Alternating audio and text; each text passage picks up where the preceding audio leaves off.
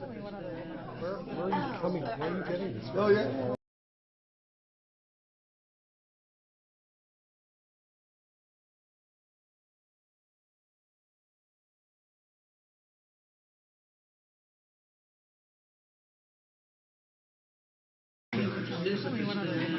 Where are you coming? Where are you getting this? Oh, yeah.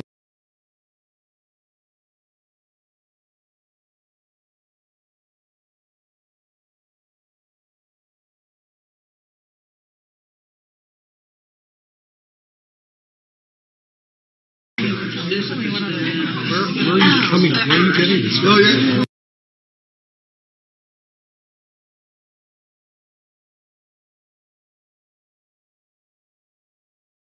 Where are you getting this? Oh, yeah. Where are you coming? Where are you getting this? Oh, yeah.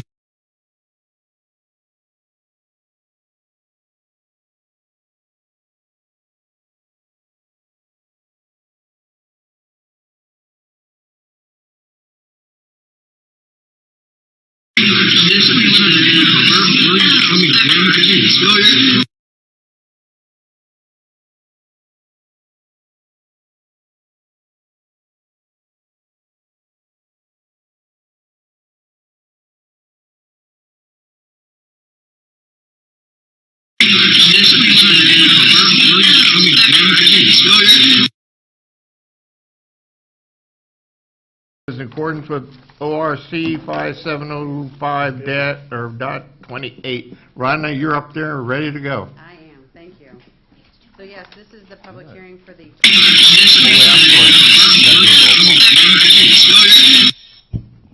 Please excuse me. Okay. Oh, it's okay, Mr. Amrine? Here. Mr. De Leon? Here. Mr. Ferrara? Here. Mr. Kuhar? Ms. Rosenberg? Here. Mr. Sidoti? Here. Mr. Turner? Here. And Ms. Wallach? Here. I have heard nothing from Mr. Kuhar or Mr. He told us last time he wouldn't be here. Yes. Okay, all right. So I need a motion to excuse Move to excuse. Mr. Kuhar. Is there a second? Second. Second by Gwen. All in favor, signify by saying aye. Aye. Opposed, same sign. Okay, Rhonda, Thank you, second time around. hopefully. This is for the public hearing for the 2023 tax budget. I have prepared and submitted to you, council, requesting your approval to move forward. The tax budget is required to be submitted and adopted annually by each political subdivision in accordance with the Ohio Revised Code Section 5705.28. This does not adopt any kind of budget for our appropriations for next year. That will be done later in the year. But this has to be approved by the 15th of July and submitted to the county no later than the 20th. And our next council meeting is on the 20th. That's why we're having this meeting. Okay. Is there any questions from the audience? Seeing none, public hearing is closed. Thank you. All right, we're going to go into a work session on the design guidelines with the consultant. Bridget, you're going to make an opening remarks. Just very quickly, so that more time can be spent talking to the consultants.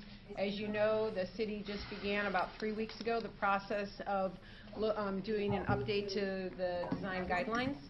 Some of you were interviewed with your different associations with boards and commissions, and we have Elisa and Chris here. I'm going to let them do a more formal introduction of themselves from CT Consultants to talk to you about the update to the design guideline process and how we plan to move forward.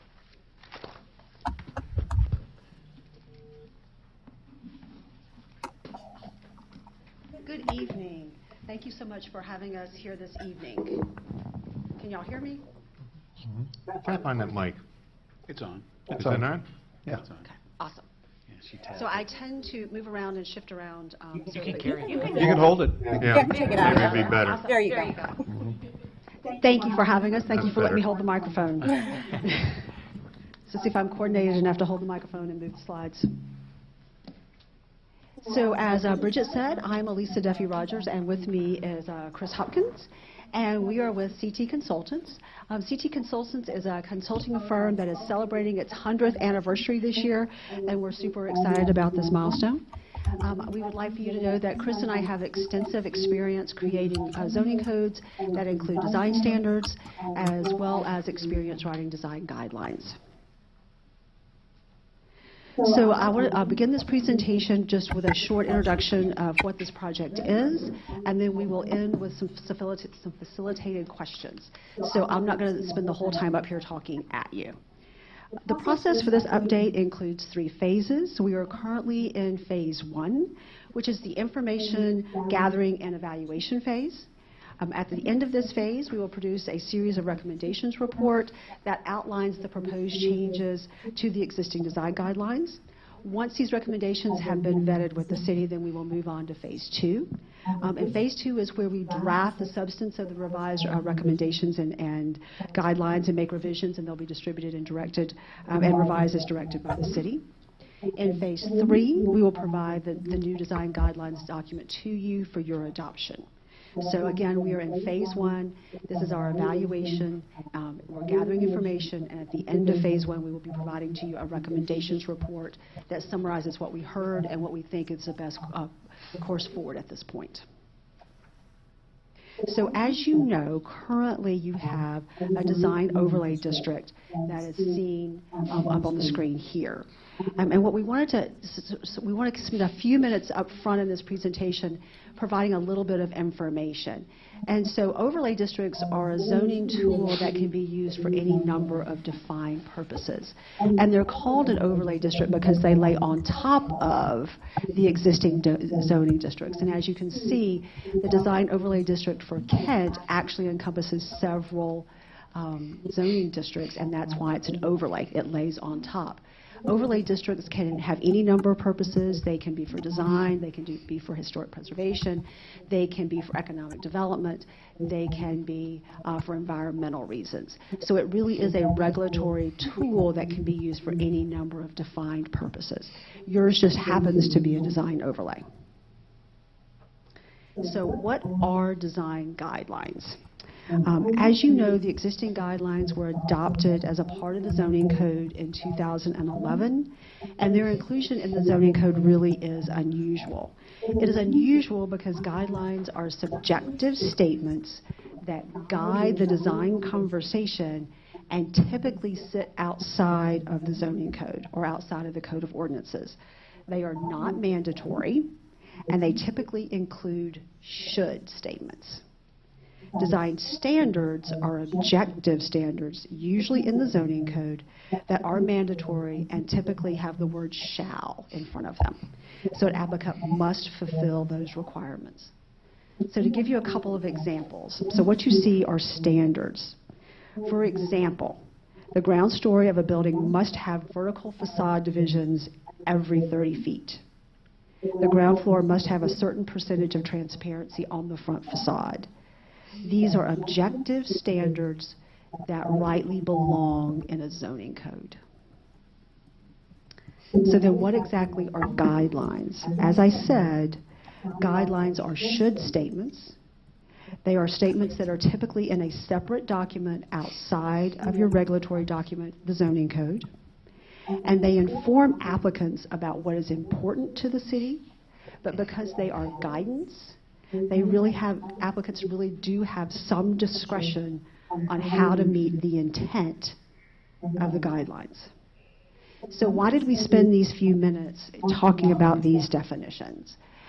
Right now you have guidelines that were adopted into your zoning code in a way that makes them difficult to administer, which is why we think you have started this process to update them. And so as we work through phase 1, we will be looking at whether your standards, you should have standards or guidelines or both. So that's why we spent this amount of time sort of thinking about and being a little pedantic about what a standard is and what a guideline is. So as a part of this process, we anticipate addressing the roles and the responsibilities of the Architectural Review Board, the types of projects that are reviewed by the Architectural Review Board, and then the guidelines and standards themselves. And so you will hear us, whether it's myself or Chris, constantly talk about guidelines and standards so that we get in our heads that there is a distinct difference and that we could potentially be recommending one or both. So now I'm going to turn this to you. We would like to take our remaining time with you and discuss some questions that we have. Our contact information is on the screen. Please feel free to contact either one or both of us if you would like to provide some additional input to us at the close of this meeting. What we often find is that we spend this time talking about these questions, and then next week you think of something else you want to tell us. So please, whether it's our phone numbers or our email addresses, take them down, reach out, and let us know if anything else occurs to you after we conclude this conversation. So the first question that we have for you, what are your thoughts about the Architectural Review Board continuing to review all 3 buckets of projects? And when I say buckets, I mean signs, facade alterations, and new construction. So we really, as I said, we really would like to take this time and really learn from you what your thoughts are on these questions. So I'm going to turn it back to you and let you sort of start telling me what you think about these 3 buckets of projects that are currently reviewed by the ARB. Well, I'll start. Go ahead, Ryder. Yeah, I mean, I think that it's logical that the review board would be looking at all 3 of those buckets. Okay. I think that it's logical if we're talking about architectural design. It makes sense that an architectural review board would be doing that. So, yeah, to me that makes sense. Okay. Now, the question is that if a sign has a standard, if it's a standard, then compliance becomes pretty easy. It But if does. it's a guideline, then compliance becomes difficult. I won't say it becomes difficult. I will say it will become more subjective. No, I guess what I'm driving at is that if things that are guidelines are exactly what you said. They're just guidelines. It's difficult to have compliance for guidelines, but it's easier if you have a standard. To a certain extent, yes. But what the guidelines do, and I hate to repeat myself, they really do sort of guide the conversation, and they tell the applicant up front what the Architectural Review Board is thinking. And it gives the applicant an opportunity to think of either a conventional way to meet that guideline or an unconventional way. But either way, they know up front in the process what's important and what the community values and what the Architectural Review Board will be looking at. So while compliance is not nearly as black and white as it is with a standard, at least it does give guidance, and it gives a way to have that conversation that's understood. Like we know the Architectural Review Board is going to be thinking about colors or whatever the buckets tend to be, and then that starts the conversation. Tracy? So then the business or whatever would be given a set of guidelines, and then it'd go to the Architectural Review Board, and the Architectural Review Board would have a set of standards? So typically the way it works, you can decide as a community to have standards, which would be in your zoning code, or guidelines, which would be a separate document, or both. And then how those are administered then would also become another question. I will tell you that typically standards, because they're objective, are black and white and are typically done by staff. So when I say that it's really important to decide what's a standard and then what the standard is going to be. For example, if you say the first floor of a retail has to have 75% transparency, meaning 75% of that ground floor you have to be able to look in, then that's a number that you have to be able to live and stand behind until you decide you don't like it and want to make a change. So it's important to make that distinction as to what's a standard, what's a guideline, and then what the standard would be. Go ahead. So suppose we had a color palette. That could not be a standard then, or could it be a standard? I mean, because if we just have guidelines, the person doesn't have to follow the guidelines because they're just guidelines. I mean, they could do hot pink if they wanted to, and we couldn't say anything about it, even though it wouldn't match the rest of the businesses around them or anything. So could we make a standard or color palette or something, or not? There are communities that do that, but there are communities who tend to have a more monochromatic palette than you have. or they have a theme, like we've all been to those places that have an alpine theme, for example. But it is not uncommon for people to say, for example, we want a color palette that is neutral, and put that in a guideline. And then if someone wants to deviate from that, they have to come to the Architectural Review Board and explain why. Maybe what you can have is an even finer grained guideline, is say, generally speaking, the colors have to be neutral, but 25% can be an accent. So there are some guidance that you can place in them, but again, depending upon how you define the role of the Architectural Review Board, whether it's advisory, which is about to be our next question, or whether it has final authority, that also plays into whether or not someone can deviate from those standards. And I know that probably all of that sounds like a bureaucratic answer, but we are working our way through sort of what you think, what we're trying to gather this information, and then we'll come back to you with some recommendations on how to get to where you want to go. That's what Tracy? Yeah. Garrett? So, I'm interested in, there's a particular case in Kent here where the store owner painted it a color that the Architectural Review Board didn't approve, but it was done before it was approved. So I guess my question kind of goes to, do you have them review them? And if they don't review them, and then they're not followed, then do you give them the approval process for that, or does that come back to council to be able, and does council then have to make decisions on color and that type of thing? And so I don't know what is a more efficient process. So if I understand your question correctly. I'm not sure I understand what you're saying. I'm sorry. No, it's okay. I didn't understand your question. The reason we ask question number one is there are some communities who say our downtown has this value to us, but we are not so concerned about individual color palette, for example, that we really think we need to deal with facade alterations. But we are concerned about the uniform form of it, so we want to look at new construction. So if you decide you want to do facade alterations, we have to decide, I think we're almost ready to move to question 2 based on sort of what I'm hearing, what we want the role of the board to be, right? If the role of the board is advisory, then whether or not they approve these colors is immaterial, right? I guess maybe my question is, how can you have one without the other? I mean, if you don't have the ARB to review the signs, but then the decision comes to them, and it's a, That's what we have to it's, establish. you know, they change the color of the building.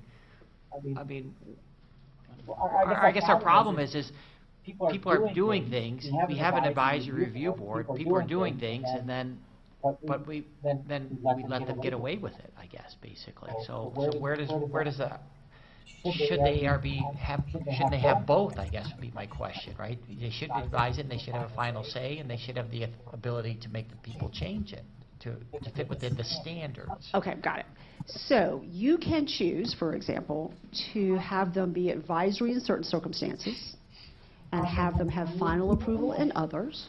And if someone does something and then begs forgiveness, then they can either, as a board or as an administration, be forced to change it. I mean, yes, we can give them, and that's why we said what we think our responsibilities are going to be will be roles and responsibilities. And it's not just roles and responsibilities for the ARB, it's roles and responsibilities for administration and staff as well. But yes, I think, you know, like I said, if I understand you correctly, whether it's a standard and they're not following it, there has to be some recourse to make them fix it. Is that your question? Yeah, I see that. I guess maybe the issue is we really have to have well-defined guidelines and standards And in doing that, that makes it easier for them to one, review them, and then two, be the arbiter of yes or no. In the zoning code, it basically lays out, it's a civil offense if you violate the zoning code. So you would, that, if something becomes a standard, it would be codified in the Kent, and staff would administer it the same way we do all of the other zoning codes, and we issue fines and until compliance is met. If it becomes a guideline, we can look at through our process to determine what type of authority we would want to put on that. If the board has guideline authority and makes a recommendation that they do this, but they do opposite, we will be looking at, is there a way that we can then make that a civil offense? Where do we do that? But it is a little trickier when you're dealing with guidelines.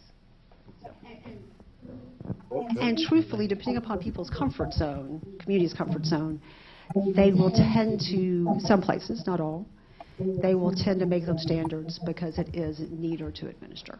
I'm just going to be frank with you about that. Robin? Yeah,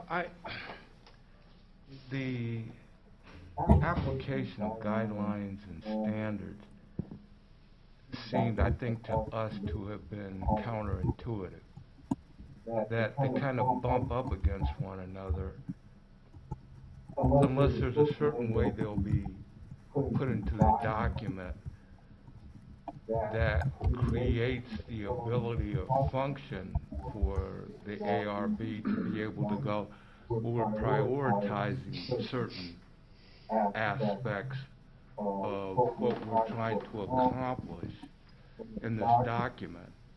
And therefore, when we're putting it in here, we're establishing standards to a lesser degree on things that are not a real priority or that important. We allow for the issue of guidelines. I'm sorry, I'm falling down Gary's rabbit hole. So I actually think that maybe we need to take a step back. So what happened, as we understand it, in 2009, y'all developed design guidelines. And then and there should statements, right? And there's nothing about them that is black and white. You know, there's nothing that really guides both the ARB and the applicant. And then in 2011, something that was really meant to be a guideline, a should, a conversation starter, became a standard when it was adopted into the zoning code. And so here you find yourself, I like that term, down the rabbit hole. You found yourself down the rabbit hole with guidelines that are now standards, and you are in this confusing place that puts you and staff and the ARB all at cross purposes trying to understand what everybody's role and responsibility is supposed to be. So if we can define what you think should be a standard, meaning it's objective, it's black and white, like what was on the screen. Every 30 feet of facade width has to have a divide in it. I mean, that's black and white. That's easy for staff to administer. If we can define what's a standard and what's a guideline, put those standards in the code, and then if you choose, have guidelines that then guide the conversation and let people know what's important to you as a community, I think that will help you. And as Bridget pointed out, if it's in the code, the zoning code, then it just follows the process for any time you violate the code. So Mr. Turner, I don't think that you're confused. I think you have a set of guidelines that became standards that caused the confusion, truthfully. And so the question before us now is, do we want guidelines? Do we want standards? And then the key, once we answer that question, what's so important to us and what's so objective that we then make it a standard? So we, Go ahead. So we are then establishing priorities. That's what I was trying to get at. Yes, sir. In the process, we have the document. We're looking at things which are going to be priorities, which we would be establishing and then using as a function of the guidelines.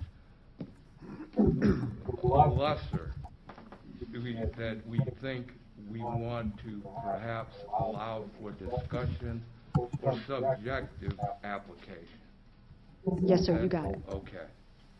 You finished? Yes, thank you. Tracy, then Roger. So if we establish something as a guideline is just a guideline, and the business owner goes way outside the guidelines, and it's not a standard, then is there anything that we can do about it? I mean, I know that you said staff will look at it or something, but is that, if it's not a standard, it's just a guideline, and they don't have to follow the guideline, correct? So let's think about what we decide we want to have as a guideline and what we think is important. And then is it a guideline that we can at least put some guardrails on? But if it is a statement like the one that was on the screens previous that says, you should make the ground floor of your building pedestrian friendly. That is so open-ended. Correct. That is so open-ended that no one can truthfully administer it. So if what I'm hearing is that you have some concern that even if it's a guideline, it should have some guardrails, then we need to define what was important to us and where those guardrails are. So the guidelines would give the business owner a lot more flexibility than a standard, but still they have to have a flexibility within a certain parameter. Yes, ma'am. So we could do that then. We could. Not make it a standard, but say you have to go from here to here and that's it. Correct. You finished, Tracy? Yep. Roger. Yeah, so if we establish a guideline, let's say for that, I like that one that you used, the 75% of being able to see inside, right? And let's say that, so that kind of, that really is a standard. That's a isn't standard. Guideline. So then within the guideline, we might say something like that, if it's an odd-shaped window or it's, if there's some extenuating circumstance where part of it might exceed the 25%, that would be a guideline, that if in fact there's some quirkiness about the building or something. You got it. That's what, okay. The reason I asked that question is because I think that I can remember sitting right there was the chairman of the Architectural Review Board about a year ago, and I bet we can go back into the minutes and find it, where they even said we needed updates. The reason you're standing here is that they even said they had confusion, that they needed updates. But I'm not sure that everyone understood the difference between a guideline and a standard. I think we're all sitting here saying, okay, if it's a guideline, the internal mechanism is if it's just a guideline, then what's the big deal? If a guideline is as a high school principal, we used to have a dress code, right? And if the guideline was that girls' skirts were supposed to be an appropriate length, all right? How would you like them to do that for 30-plus years? Figure that out. But my point is but the code, the standard was something that if it wasn't appropriate, that they could be suspended from school. Okay, but you see that when it was difficult to administer because you administer that, right? So then we started to below the knee, above the knee, 3 inches, all that, You guys all remember that, right? That's how it was. Was that a standard or was that a guideline? Well, that's part of the problem we have here, and we heard it from our own ARB members, that they were struggling with the same issues. Right. And they said, this is 10 years old, and it's time to look at it again. And would you say that a guideline, one last thing, would you say that a guideline really is the philosophical basis, and the standard is driven by the philosophy of what we want to see in terms of the integration of certain things within our, our community. Would that make sense? Yes, sir. I'm getting like Garrett. I'm not sure. We're both struggling trying to understand this stuff. Yes, sir. I think that's, and there are some places who will do something very interesting, and in the document they'll actually say, these are our guidelines, in one column. And in the next column, these are the standards that we believe are objective that, reflect this. And then the third column says, how are you going to implement it? Like, what else are you going to do that helps us meet those guidelines? So yes, the guidelines are the philosophy, and the standard is an objective way to get at it in one way. and we all have an agreement of what those guidelines are. So really, there shouldn't be any animosity between council, the administration, and our board, because we've all accepted an understanding of what those guidelines are. So truthfully, I've been doing this for 30 years, and I would like to stand here and tell you that that is always the case. But after 30 years, I can tell you that that is definitely what we strive for. Yeah. But I would be not telling you the truth if I said that Egos always get in the way, don't they? It could be egos, it could be unintended consequences, Yeah. it could be unusual buildings, it could be any number of things. But yes, that is the goal. Are we on the right track? Yes, sir. Okay, that's all I. Wayne? So just having owned a business and gone before, boards for signage and things like that, I like to consider things from the end user, our business owner perspective. So regardless of whether it's guidelines or standards, I think it's critically important that people who are presenting an application to a board have a very clear understanding before they go in of the outcome, and there should be no surprises. I don't personally like surprises, and I don't think that people spending money with design firms or architects or personal investment, I don't think that they would enjoy surprises either when they go in front of a board. So I'm just going to kind of toss that out there. So that kind of leads me to think, and I haven't completely formulated it, I guess I could be kind of more just for conversation, the things that strike me as more permanent, like facade changes, things like that, something like difficult to change, or somebody had brought up the example of like painting brick, for example, would be something that would have a more more of a standard, I guess. I'm trying to have kind of more of a legal sort of mechanism for it, whereas something like signage, coloration, things like that, things that can be altered with the next tenant, for example. Those strike me as things that would really fall more. They're subjective, and I don't really think that any particular board or government entity should be so strict as to define to people exactly what that is, because I don't think there's any way to possibly find a unanimous consensus on things like that. So, if that's at all helpful. Yes, ma'am, it is. Thank you. Thank you. Tracy? So if we have standards or whatever, are there exceptions to the standards that can happen, or like right now what we have is if they don't like the ruling for the architectural review board, then they bring it in front of council, and then we have to decide what to do. So we can handle it one of two ways. If it's a standard, again, that's an objective standard that's in the zoning code, and there is always a variance process. Because it is in the zoning code, and it can go before, and I apologize, at the Board of Zoning Appeals, or whatever you call it. We can also handle it in other ways. I mean, we can also say if it is, we can call it an exception. And if it's in front of the Planning Commission can grant an exception. There are any number of ways to deal with this. But we understand that we are working with an existing built environment for a group of buildings that have been in place, some of them for 150 years. So even if we decide as a group, y'all decide what the standards should be, what the standards are and what the standards should be, there are always going to be places and buildings that we did not anticipate. That's just the way it is when you have an existing built environment and you have buildings that are from different periods in time. So I have a firm belief, one of my values is that you work in a way to get that exception or that variance if you make the choice to have a standard.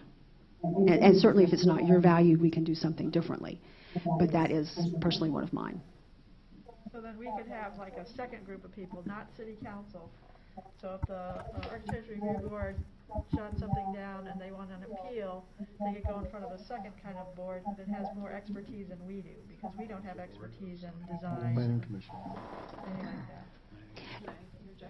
In the zoning, we actually have that now, Tracy, in the zoning code. Standards are our zoning code regulations. For anyone that wants to do something outside of that, it's a variance process that goes through the Board of Zoning Appeals. The issue is that we have guidelines that have been codified, and variances are very clear. For a setback, they need a variance because they have an irregular shaped parcel, and they can't meet the side setback of 10 feet, so they need it to be 3, and they need a variance of 7. So it's very specific. Staff can measure, identify, and clarify for the BZA what the hardship is and what the variance request is. We can't do that currently with the design guidelines. Right, I was just thinking of 2 examples that we had, the signage, and then the coloring. Signage actually can go through a variance process. For example, if they wanted to alter the size. We also, for signs, we actually included in the planning commission, under the planning commission, a comprehensive sign package. So if you are in a zoning district, for example, that only allows 1 front wall sign, but you own multiple buildings, like College Town Kent did, they did a comprehensive sign package that was reviewed and approved for the planning commission. So now when there's changes in tenants, the standards that they want apply, and so we allow, it's another way of getting something outside of the standards, but it is codified. You finished, Tracy? Robin? I don't really have one, but, Well, you had your hand up. okay. Kinda. In our process, then, what we, I think, as a council, perhaps the top issue was clarity for us, our ability to kind of, for the people who are going to be dealing with the architectural review board, coming into a process, they understand clearly what they're going to be allowed to do, the standards issue, and that's the clarity aspect. The thing I kind of am trying to understand is that the more subjective aspect is it the community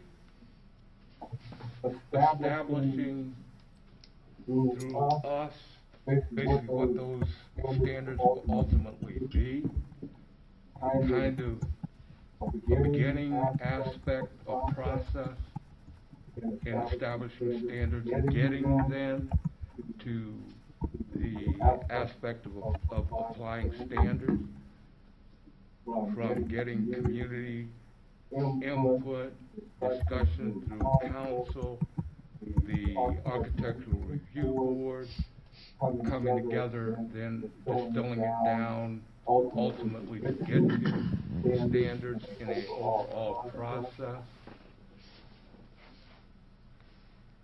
So I mean, if you understand, you know, what I'm trying to.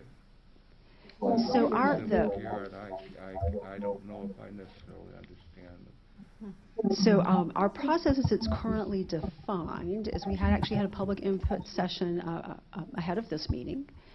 Let me back up. Yes, Chris and I will not be telling you what should be a standard. We are going to be hearing from you and from your community members what's so important that it should be a standard, and then we will evaluate whether or not it can be. Because just because it's important doesn't mean it's objective enough to be a standard. But yes, it is very much a community decision what is a standard and then what the number is, for example. Is it 75% for transparency, is it 55%, whatever. Yes, so you will define what will be a standard. In terms of the process that's been laid out so far, yes, we did, as a part of this phase 1, a group of about 40 interviews. We had a public input session before this, and we'll be using all of this as we close out phase 1 to tell you what we think, based on what we heard and our own professional opinions, what our recommendations are for particular standards and particular guidelines, if that's what our recommendation is. But yes, Chris and I will not be defining for you what should be a standard. That is a community decision and a policy decision that rests with y'all.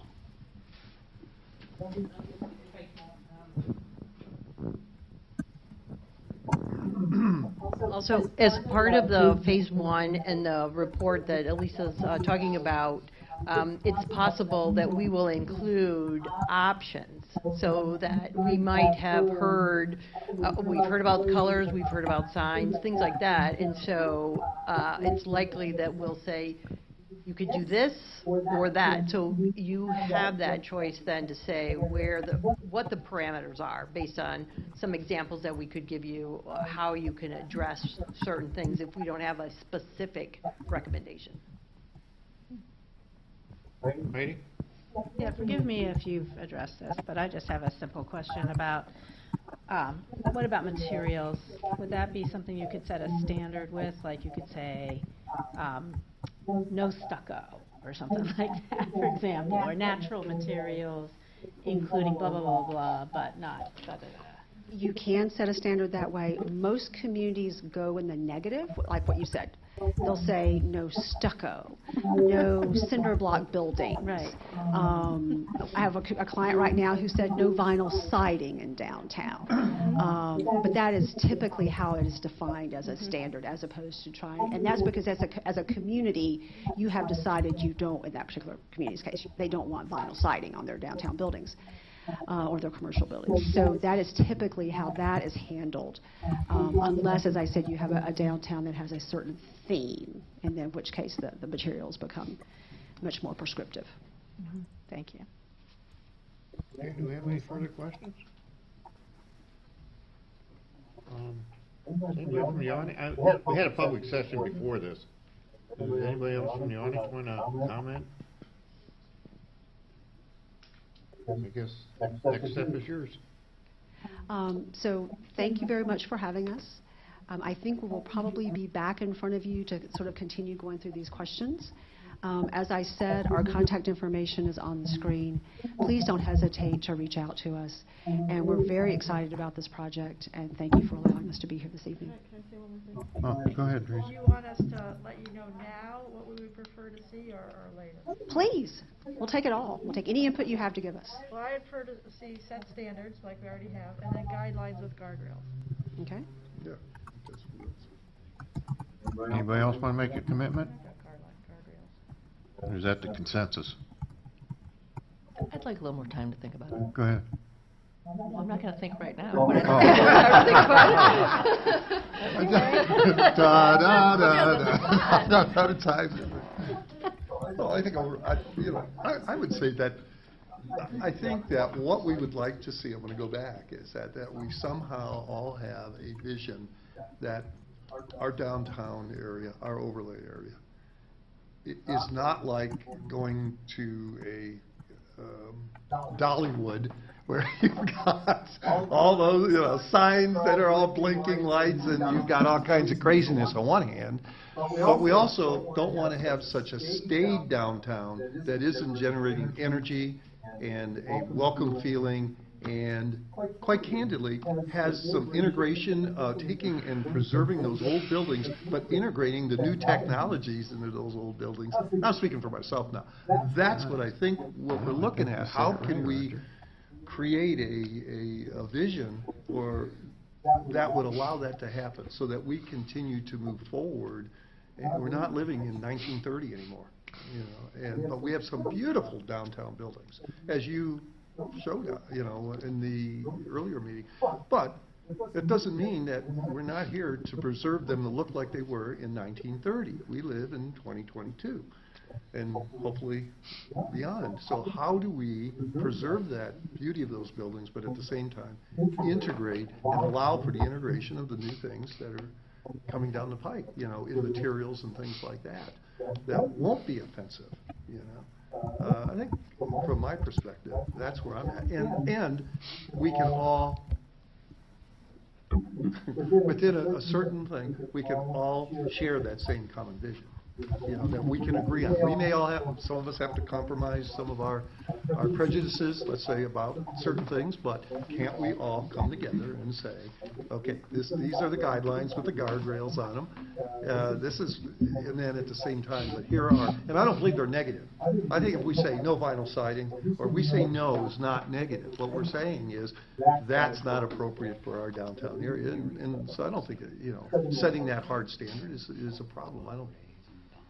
I think that if a business person has a problem with no vinyl siding, you know what I'm saying? If they're offended by our, I don't think that's a problem. So I guess that's where I'm at from my perspective. If we can get that, find that sweet spot in the middle that allows for all those things to happen and integrate our old with our new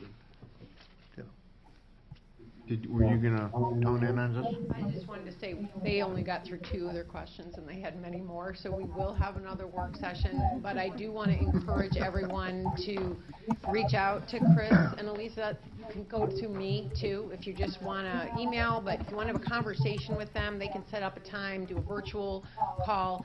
The more input we get, the better.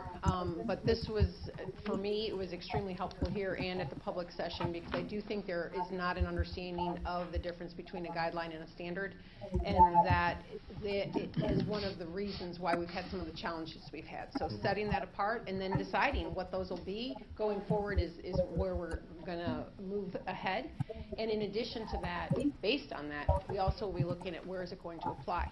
Does the current overlay district map still make sense? You keep referring to the downtown, but our overlay actually includes some residential areas. I know. So there's a lot of complexities and layers to this, but it's really important that you get that feedback to Chris and Elisa so that we can make sure that we're really looking at this thoroughly.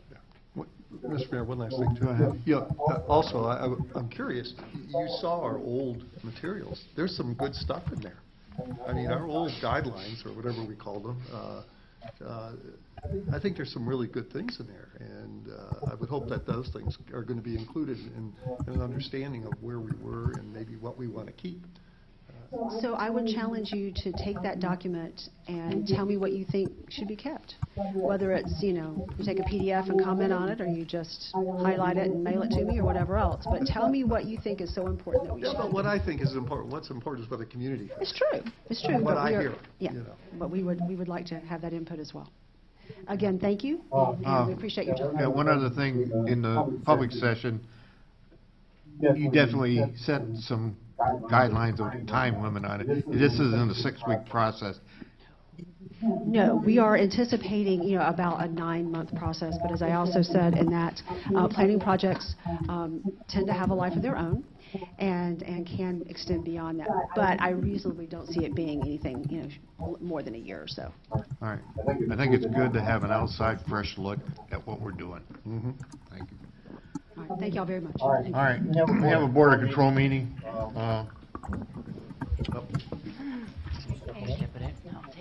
Amy, So- that sounds really bad, right? Like the people watching. Do you know if it's at my I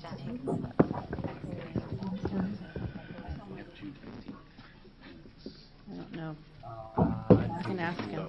The problem with the guidelines is the fact that that's what you get hung up on, because people have different, they interpret things differently. It's not a standard, it's a guideline, and people, one person likes it, another person doesn't, that's a problem. Do you think you fixed it? I muted one of them, I think standards are but I think that was Yeah. I've talked to Morgan Tipp, Morgan Tipp, is that right? Bridget. She feels one way, that's Howard feels another way, and they both are looking at the same guideline, but they're. Okay. All right, we're ready to go. The next is the committee of the whole. We're going to give an update on the new administration building. Melanie Baker, you have the pulpit.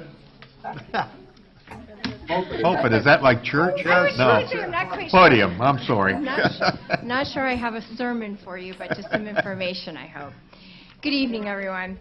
I am really excited to be here, as I was when we began doing this project. But if you haven't had a chance to look just to the east, there is a lot going on. So I'm going to try and do this in a short period of time, just so we keep the meeting going. But if I get a little excited, feel free to throw something at me. So, welcome to Kent City Hall. As you know, and I just want to make sure that we're all on the same page, our architect is Brandstetter Carroll. Nancy Nozick, our principal and architect, is here with us this evening. David Bales is who you will see on site. He is our project manager. He could not be with us tonight, but I'm hoping in another couple months, when we have a little more done, we'll actually meet before a council meeting over there, and you'll have a chance to meet all of these players. Tomorrow's was our low bidder and has been an excellent company to work with. Paul Tamarius is the president. David DePerna is the director of construction. Jim Larkey is our project manager, and David Rankin is the project superintendent that you'll see see on site daily. Two really great guys that we've had an opportunity to work with. We've had some unique things happen out there. Never hesitates to give us a call to make sure that we're all on that same page. So just real quick, and I'm going to go through this really, really quick. It's hard to believe we've been working on this, I mean, just since I've been here for over 6 years, and you guys had actually started this process before I got here. So 6 years to get to this point. But I'd just like to reiterate how important your job was and the great job that you did do. You guys went to the community, you did some surveys, you used public meetings, and you actually took stuff to Heritage Fest to gain public input, which was so important. We did go through a professional design qualification and picked Brandstetter Carroll as our architect. We picked them in late 2017 and began design in 2018. Remember that we also used the ARB as a beginning process to help us begin to look and define this. We took some time, we went downtown, we looked at the architecture that was there, trying to incorporate it in our thoughts, and then most importantly, we designed the building to meet the LEED Silver standards that are required by our ordinances.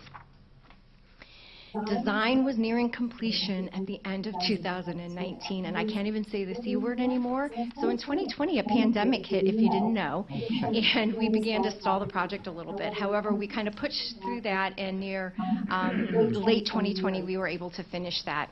If you do remember, though, that's when everything had started going crazy, and our first time that we were out for bid in August, we had to reject all bids because they were over the state statute of 10%. We rebid the project, we took a look at it again, we made some cuts, we did what we needed to, and in October we went back out for bid, and at that time then we were able to award it to Tamarius. The contract was awarded for $8.8 million. Construction began in March of this year. Construction was estimated to take 571 days, so basically not quite 2 years. However, that was going to be a completion in August of 2020. I'll get into it a little bit more, but the lingering pandemic and the material availability has pushed completion to July of 2024. We're doing our best to get that moved forward, but the availability of products, how long lead times are to get stuff, is really hampering our ability to do that. Last question. Sure. Everybody asks what materials are we having problems obtaining? Everything. From glass to doors. At the end, I'll explain to you. I keep reminding Rhonda, don't shoot me, because it looks like we're way ahead of the payment schedule on this, but we're literally buying stuff today at the prices that we can get them. Literally, stuff is being quoted, but it's being told to us it's called market value now, because you pay what it is when you get it. So it's kind of like buying a lobster. It's there in the tank, and you see it, and you're going to order it, but you don't know what it is until they bring it to you to the table. It's really a frightening time right now. So we didn't get prices locked in? Nobody lock in prices then? They're just what they are? No, the bid was locked in, and we're within the confinement of that. So it's not the prices that have changed, although some of them have escalated and gone up and down. It's the availability to get it. Yeah. So lead times that used to be 2, 4, 6, 8 weeks, sometimes 3 months, are now 9 months, 12 months. Honestly, whoever knew a simple wood door would take 18 months to get, but that's where we're at. So let's not look at the negative. So let's go to the positive. Demolition started March 15th, 2020. 22. I'm sorry, 2022. We had Mayor Fiala and Councilperson Ms. Heidi Schaefer-Bish were on site to approve of the demolition. I was really excited about this. Tamarius is our general contractor, but Winters Excavating, a local company, was actually the person who did the demo for the building. And believe it or not, they were able to actually level the building in 7 days. Now, that doesn't mean the site was cleaned, but that building went down in 7 days without any disruption to the traffic. We were really nervous at the corner of Southwater and Haymaker that we were going to have some problems of possibly closing lanes just because of the proximity. They were able to do the entire demolition without having to stop traffic. So kudos out to them. Here's some quick things as the first bucket goes to the building. Comes down. One of the amazing things, if you had an opportunity to watch them, literally these guys are so skilled. They were able to divide the steel members from the HVAC, from the brick, from all different kinds of stuff. So it was really interesting to watch them as they went through that process. You know, the site always seems like it's big until you start, and it's one of the smallest sites I've ever worked on to get a 25,000 square foot building on. So it's been unique to watch. This is just a site at the end of the building there from Day Street. This one was really near and dear to my heart because as I stood there, I was looking. Any of my fellow department heads recognize that wall? The So end when of I- the conference room. Exactly. When I first got here, this is where we always met for our staff meetings, so I was a little nervous to know that the floor could move that fast and that quickly away. So near and dear to my heart. For some of you, however, this may have been a little more dear and near to your heart. This was the jail that actually came out in one piece. We sold the doors and stuff, but they couldn't get them apart down in the jail area. So when we moved this up here, we gave it an option to some of the police officers to take apart, and I think one or two of them did come and get a door on that. Put it in your garden or something. And this is just a final site, again, just showing and demonstrating how close they were to that road right-of-way and their availability to get that taken down without messing anything up. So demolition was then completed by the 1st of May. We were down to rough grade, and it was really looking awesome. This is what would be right across from Panini's, you know, the main, if you will, the 3-story side with the administrative side facing Haymaker there. But as beautiful as Kent is above ground, it is also extremely unique below ground. So this is actually under council chambers. While we were out there establishing our rough grade, about 70% of the ground was grade, but we kept hitting these water pockets. Everything else just seemed really dry, so we put in some test wells like you see there with the black pipe. We were pulling up less than 40 gallons a day, so we knew we didn't have a real water problem. What we come to find out on the right-hand picture there, you'll see where the soil actually changes color kind of to a red. What we ran into was what they considered, we brought out PSI, our geotechnical experts. It's called a wet sandy layer. That sandy layer had been kept at bay with the building that was sitting on it, so the water wasn't able to fluctuate up. Once we removed the compression of that, the water was able to flow up. So the area there that I was actually standing on and where you see the shadow, we were actually moving like it was a waterbed. It was that undulating. So we had to bring them in, we had to do a look at it, and unfortunately what we had to do was remediate about 3/4 of where council chambers is going to sit. So you are now on a very solid base. So we had to remove about 3/4 of it. We put in some under drains through that area to make sure that there won't be any problems in the future with the water. We had to undercut that by approximately 4 feet, backfill with 57 limestone, compact, and there you can see what your foundation looks like under where you will be sitting in your new council chambers. And then from there, beauty takes its place, and I believe it's beautiful out there. We began digging foundations. You can see again, we had to over-excavate for the foundations around council chambers, so we're in good shape there. But the picture on the right really goes to show that is actually then what would be the northeast corner of our building, and you can just see how tight and solid that soil is. So within, 100, 150 feet of each other, you could have 2 completely different soils. So very unique, but it's been a lot of fun working through it. And then, you can see it out there now, we're getting ready, the forms are going up, and we'll be pouring our concrete walls. Our hopes are that these will get in, we'll get them fixed. We were just talking today about some bracing so that we can actually get them waterproofed on the outside and then backfilled so that we can continue to move forward. So for our next steps, our site stormwater has been installed. Our trailer, our project trailer should arrive next week. I would encourage you, if you want to come and see the site while we're doing that, we would love to have you. I just ask that you give me a buzz so that we can make an appointment. The site is so very tight, they don't want people to be entering the project. We do require that you wear safety goggles, hard hat, as well as a safety vest, but we'd be happy to show you around out there. We'll continue with foundations and the poured concrete walls. We'll continue with site utilities to be installed and brought to the building, and we are going to continue to order and purchase materials well in advance of the need. And again, as I had mentioned, the lead times are so long. We've ordered most of our doors and hardware. That was actually finalized today. The windows, HVAC systems and units, electrical items such as wire, switch plates, electrical boxes, all of those things we've had to go through and get way ahead of where we should be on that. We'll be picking our colors, and we'll begin laying out of the offices within the next month or so. I'll be meeting with each department because I'm getting a little nervous on being able to order furniture. We're going to look great moving in, but all having to stand up or sit on the floor. That's where we are on that. We can answer a little more questions. But first and foremost, I'd really like to just thank council for your continued patience, interest, and support on the project. A big shout out, quite frankly, to Bridget and her staff, the building department and community development for assistance with permits. They were really great to help us walk through the things, and they didn't get tired of me seeing me, are we ready yet? Are we ready yet? Are we ready yet? They were very patient with me. Tamarius and Brandstetter for working together to continue. Brand says, okay, well, we can't get product A, but we could do product B, and do we have the same quality? One of the things that I believe that we've worked extremely well on is the ability to substitute projects without losing quality and at the same time possibly saving money. So we're really trying to work as a team that way, and my hats are off to both of them.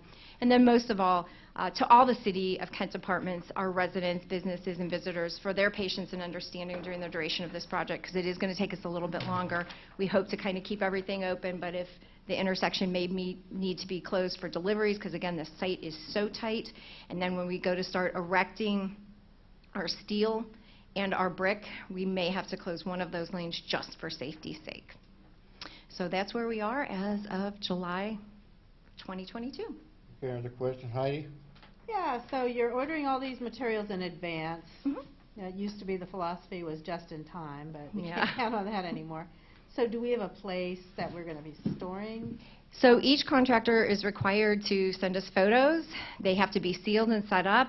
They have to actually get a certificate of insurance on the materials, and they have to be completely marked for the City of Kent. So the storage is on the contractor that is purchasing it for us, and I do not make payments for those till I have all of those items in place.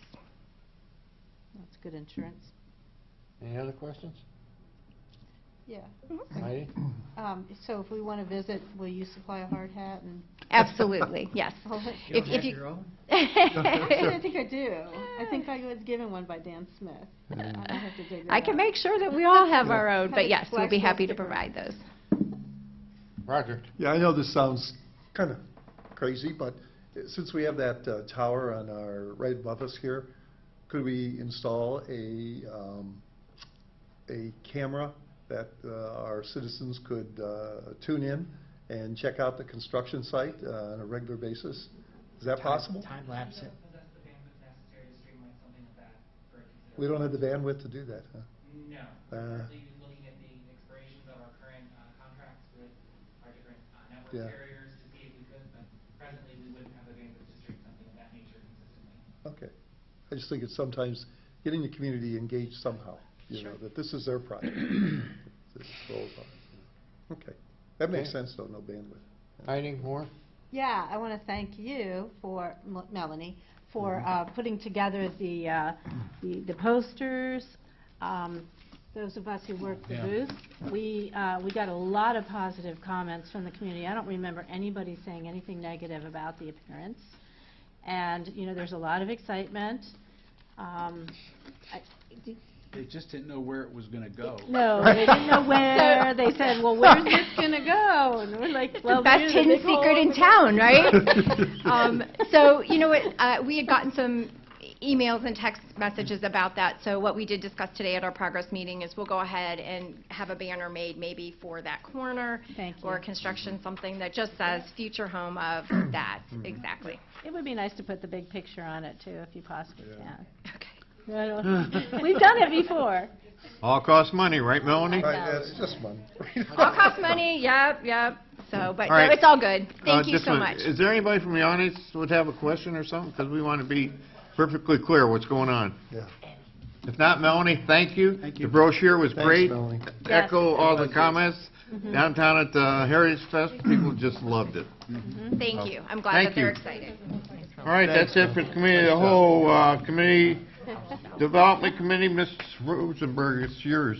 Mr. Kuhar is not here. Excuse me, you caught me on yawn.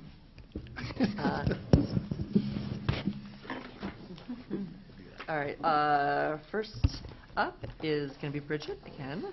Community Development, Rehabilitation Assistance, CD, BG, and CHIP RLF Amendment.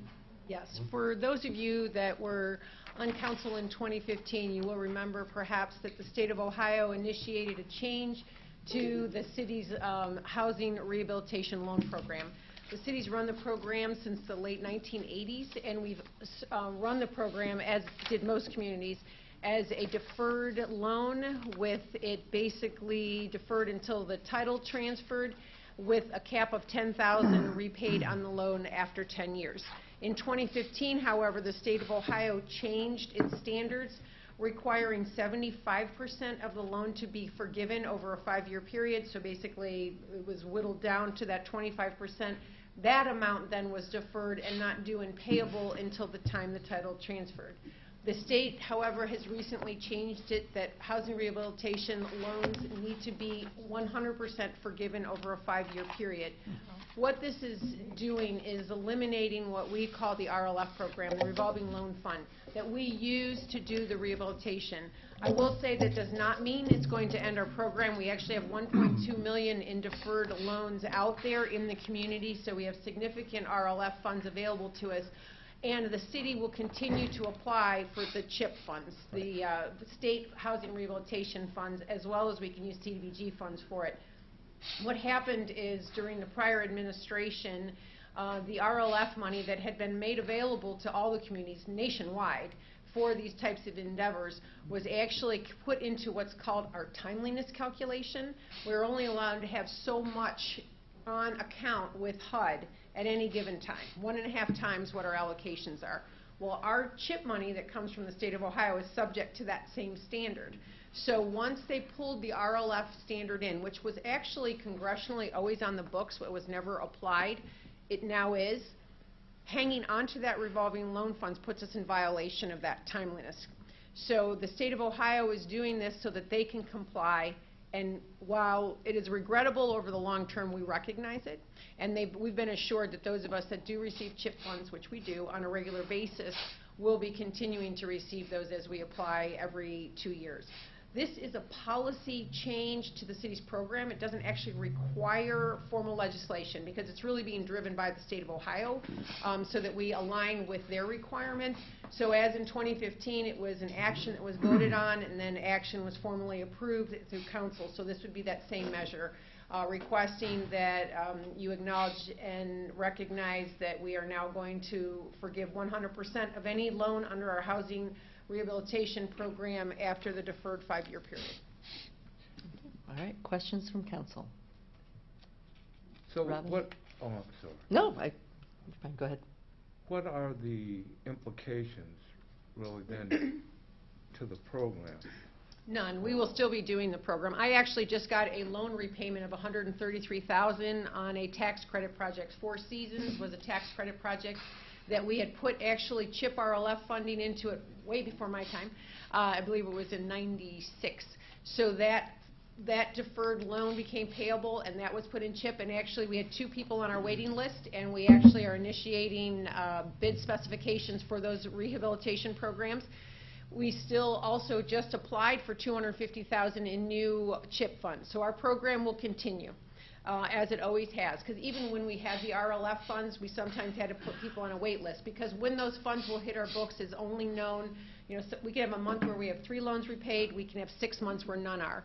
So it will not change our program, we will continue to offer it, and it just means that we won't have those extra proceeds in the revolving loan funds that we can hold without expending them in a timely manner. So ultimately, then, what does that mean? Is there an interruption? Is nothing? No. Okay. I mean, even when we had with the revolving loan funds, as I said, we have $1.2 million out in outstanding loans. Now, if all that were to come in, that would be a real problem because we'd have to expend that all. So, but we do get loan payoffs because people move, someone passes away, and the deed transfers. So at that time, we receive those proceeds. That has always been the case, even before these 2 policy changes that have happened in the last 6 years. So there were periods, though, when I started in '09, we were allowed to hold and use all our RLF. I had people on a wait list because it depends on when the funds hit our books. So that's not going to change. This program will be running this long after I retire from here. it'll be very hard for us to get through all of those proceeds in less than a 15, 20-year period. So, and we will continue to apply for the CHIP funds. I do know that Gary, my predecessor, did not always apply for the CHIP funds, and he would slow down the rehabilitation program. I don't tend to do that. I think it's one of our best programs. To me, safe and decent housing is what makes a community. I love our downtown, but I will still speak to the neighborhoods and safe and decent housing, the importance of that. So we will keep every 2 years applying for CHIP money, and then we will use our RLF proceeds to offset that. Any more, Robin? Thank you, Madam Chair. Mike? Did they ever default on some of those loans? Actually, we had only 2 where there's not really a default. So there, we always will subordinate and take a lower position. But we also have a loan to value. It's a generous loan to value. We'll take up to 115%. So we run that we don't use a real estate appraisal. We use the auditors, and we work with people. So it's very rare. The only 2 that we actually had, they weren't even defaults. They were forced repayments where they actually made the properties rental. Because owner-occupied is required in the mortgage document. So the minute it becomes an income-generating property, those were paid. So we are very fortunate. Of the loan portfolio, I would say there's probably no more than a dozen where we lost any. So, and again, since we defer now so much of it, after a 5-year period, we would consider that a grant anyway. Okay. All set? Yep. Okay, Heidi? Yeah, so this is restricted to homeowners at this time. We've always done our housing rehabilitation program for owner-occupied housing rehabilitation. The standards for rental rehabilitation are much different and also have different requirements on the tenant tenure. I can tell you I ran rental rehabilitation at Summit County. It is complicated and dense, and we do not receive enough proceeds that it's worth that time. We also don't have the staff. I had a full-time person there that just did rental rehab. It's complicated. So we have always, Gary, my predecessor, had it limited to owner-occupied. When the program was established in the late 80s, it was owner-occupied. For a community like ours, it is really the best measure. We are the second lowest, smallest entitlement in the state of Ohio that receives funding. So we don't have the money that you would see in a Cuyahoga Falls or Cleveland. So expanding a portfolio that would include rental would not be something that I would endorse. There was one property, a rental property that was done by Gary. He approved it as a balloon payment. I said, are you crazy? When I saw it in the loan portfolio, I said, why would you do a balloon payment? You know he's not going to make it, and they're going to come back and ask for it to be put on a payment plan. It's exactly what happened, and it was like pulling teeth to get that $566, I still know the amount, and some change over a 2-year period. So there's problems with that. So I would not recommend that. If it's something that council wanted us to look at, we would, but the benefit should go to those that we want to stay and maintain home ownership in the neighborhoods. Right. I guess I was just also considering that there may be other revolving loan fund programs that we could put into, like maybe new housing developments, but this would not be one of those. No, and we don't really make enough. So we did put some of our, so the CHIP funds, the RLF funds, we did put them into Maplebrook. And that was because we received a very large repayment through another RLF program that was also a tax credit project. So we put $250,000 in that. Another time, we actually received $150,000 in proceeds, and we still already had enough to run all of what we had on the wait list. We gave $75,000 to Coleman for rental properties, and we gave $75,000 to Family Community Services for rental properties, and those all went to, of course, low-income tenants. So, you know, we do them as projects, but what we do is we do them as an amendment to and get approval for them on a case-by-case basis. Yeah, and they went to new developments. Correct. If I remember that. Correct. Actually, Family Community Services was renovation. It was the renovation for the sober living over on Silver Meadows that they were converting for people that were transitioning out of rehabilitation programs. And so that $75,000 for both Coleman and for Family and Community Services hit at a right time because I know that Nelson needed it for gap financing. So we will do those formalized amendments. When the needs come up and we see the proceeds have accumulated in our accounts, we absolutely will look at that on a project-by-project basis. Thank you. Any more from council? Does anyone in the audience have a question? All right, back to council. Do you need anything, Bridget? Move. You can make a motion. Oh, Yeah. Would you like that motion tonight? If I can have that Okay. motion Yeah. tonight, that would be great. All right, move to approve. With the emergency. With the emergency, yes. Read the paper. Yes, yes. Right here. All right, can I, Heidi, Yeah, I Heidi, second it. Heidi, would you like to make a motion? Oh, I think I heard Roger make it. Roger made it. He spoke out of turn. Ah. Kind of was a chair, I was Okay. supposed to call on people, so I saw Okay. your hand go up first, so I'm just trying to. I would like to make the motion, yes. I would Sorry, I like didn't know you'd to. make a Oh, go ahead, you make it, Heidi. I would like to authorize the proposed CHIP NYC, program policy KDY, changes as MOU, presented with the emergency clause. I'll second it. Excellent, Roger seconded. That concludes, right? No, take All the in favor? discussion Oh, and take the I vote. thought you all voted. No. All right, all those in favor say aye. Aye. Aye. I guess we're not going Any to have opposed? discussion. Thank you. Very well done. Very good. Health and Public Safety, Mr. Thank you, Amrine. Bridget. Yes, Joan is going to talk to us about proposed updates to the city's tobacco ordinance. Hi, thank you and good evening. There'll actually be a couple following me as well.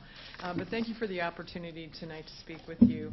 Our original grant for tobacco was awarded in 2017, and City Council passed our first tobacco ordinance in 2019, which was actually prior to the state of Ohio being able to accomplish the none for under 21. So thanks to Council's concern for the health of their community, we have been able to be on the leading edge of this work. We would like to expand our currently existing tobacco ordinance to include a tobacco retail license, and that's often abbreviated as a TRL. The importance of being proactive on a TRL is that research shows if you do not start using nicotine products prior to the age of 21, you are significantly less likely to start using those products as an adult. That means decreased risk for lung and heart diseases over a lifetime. Conversely, we also know that the majority of people who use tobacco and vape products as adults became addicted to the nicotine prior to their even being old enough to legally purchase those products. So reducing accessibility to underage people is paramount to their lifelong well-being. Whether cigarettes or vapes, the addictive component is nicotine. Vape manufacturers have not been able to clearly show advantages to adults who try to quit smoking with those products. However, it has been clearly demonstrated that vapes, and especially Juul products, have targeted those who are under 18 years of age. And they've done this via advertising on cartoons, video games, and even crafting websites. In June of 2022, I was on a phone call that shared that a second grader in Portage County had been caught using vapes at school. It is really highly unlikely that this 8-year-old was using the vape product to quit smoking. Being able to enforce stricter regulations on underage sales will positively impact the health of the youth in our community. Some may have concerns about the impact on businesses if Kent City Council would choose to pass this ordinance, but I would respond to that concern by saying that we have multiple instances of sales to underage residents. This happens in Kent. And really, there should be no business plan that incorporates the sale of nicotine products to our youth. This evening, you'll hear from several others, including Jaleesa Caples, who is our grant coordinator. So I'll turn it over to her now. Thank you. Thank you, Joan. Hello, members of City Council. Thank you for having me here today. I do want to say I did put, we did give out, sorry, what are those? Folders with a bunch of information and tangible information for you all to look at. And it also includes a possible startup budget. So we're very excited about this possible project. So hi everybody, my name is Jaleesa Caples. I'm the accreditation coordinator for the Kent City Health Department. So I also carry out tobacco grant deliverables and activities. So I would like to thank all members of City Council who did complete our TRL policy survey.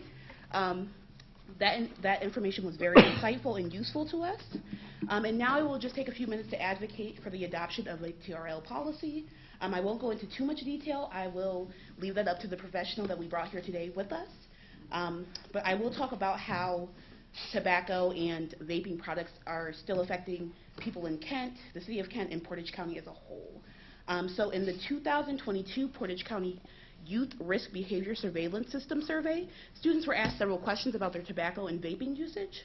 26.2% of respondents reported having used vape products in the last 30 days. So that is only a 0.8% decrease from the 2019 Portage County CHA findings. So indicating that the work we're doing is working, but it isn't enough to cause a significant change.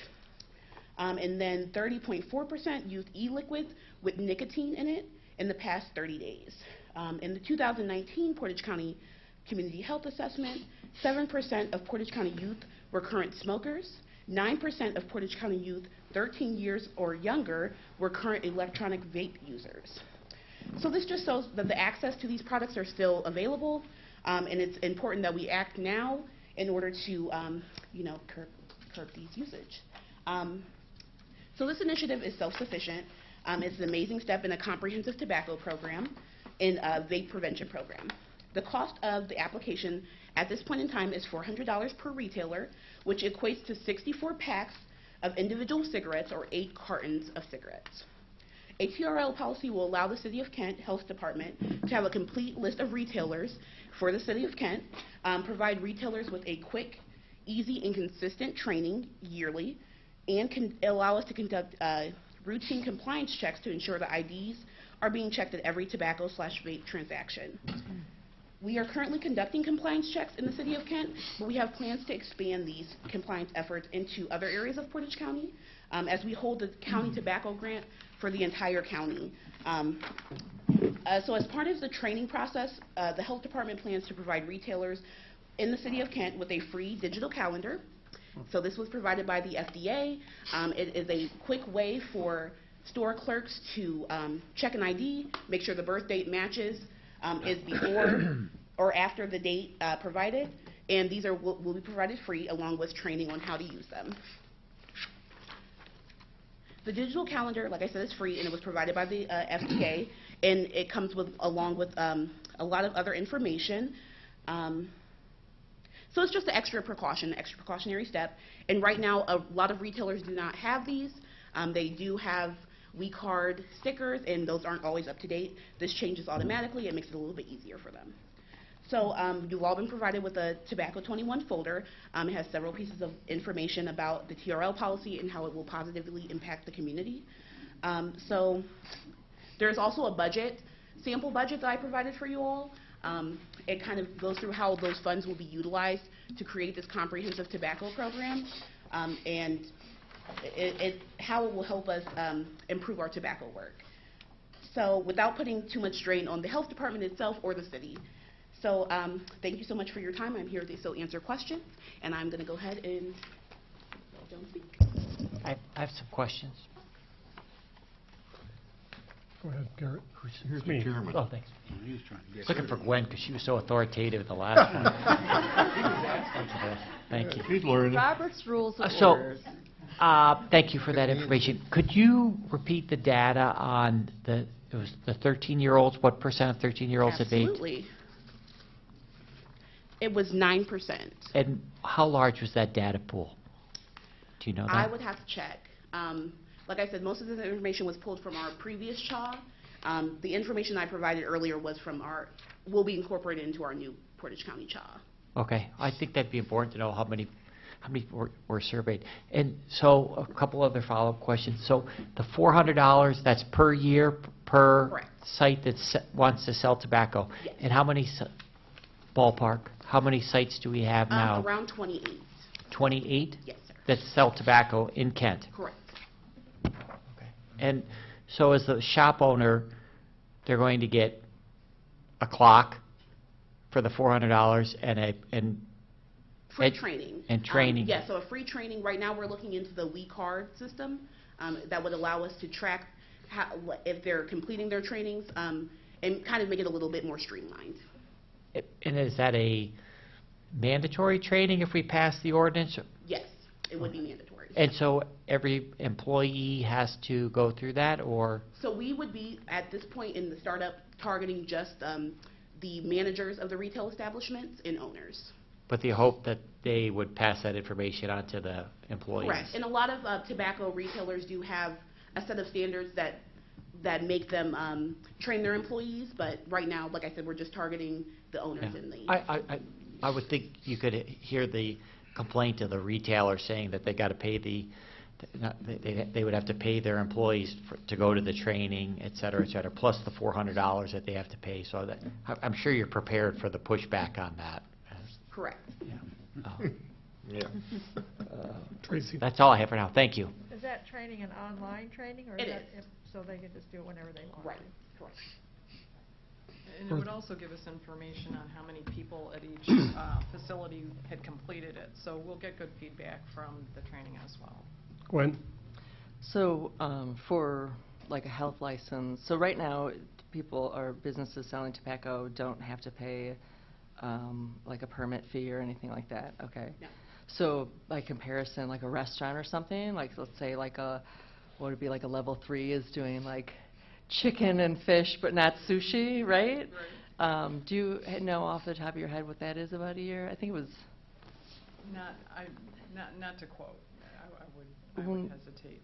It's I don't know off the top of my head either, but I think it might be comparable just because when we were to do milkshakes or have fresh dairy, I think you're at like $3.30, and that was a few years ago. So, and then restaurants, just to make the point too, also have to have ServSafe certification for their employees, and also managers also have to have person in charge training. Is that correct? That is correct. Okay. Is that something that's paid for by the business owner? Correct, all on their own. So that's something. So, but if we're comparing different, businesses where you're consuming something that could potentially impact your health, there are fees in place for other businesses that want to do something like that for food and things like that. So this is sort of something, a similar vein along those lines. Exactly, and not that far away from a liquor license, because you're not allowed to sell liquor to people underage. So it's along that same line. Okay, thanks. Yeah. Further? Jim? We do have a couple more people to speak this evening, so I just wanted to quickly introduce Wendy Hyde, who's our expert. She's from Preventing Tobacco Addiction Foundation, so she'll be speaking for you next. Good evening. Thank you for allowing me a few moments to speak this evening. I'm Wendy Hyde. I represent the Preventing Tobacco Addiction Foundation, Tobacco 21.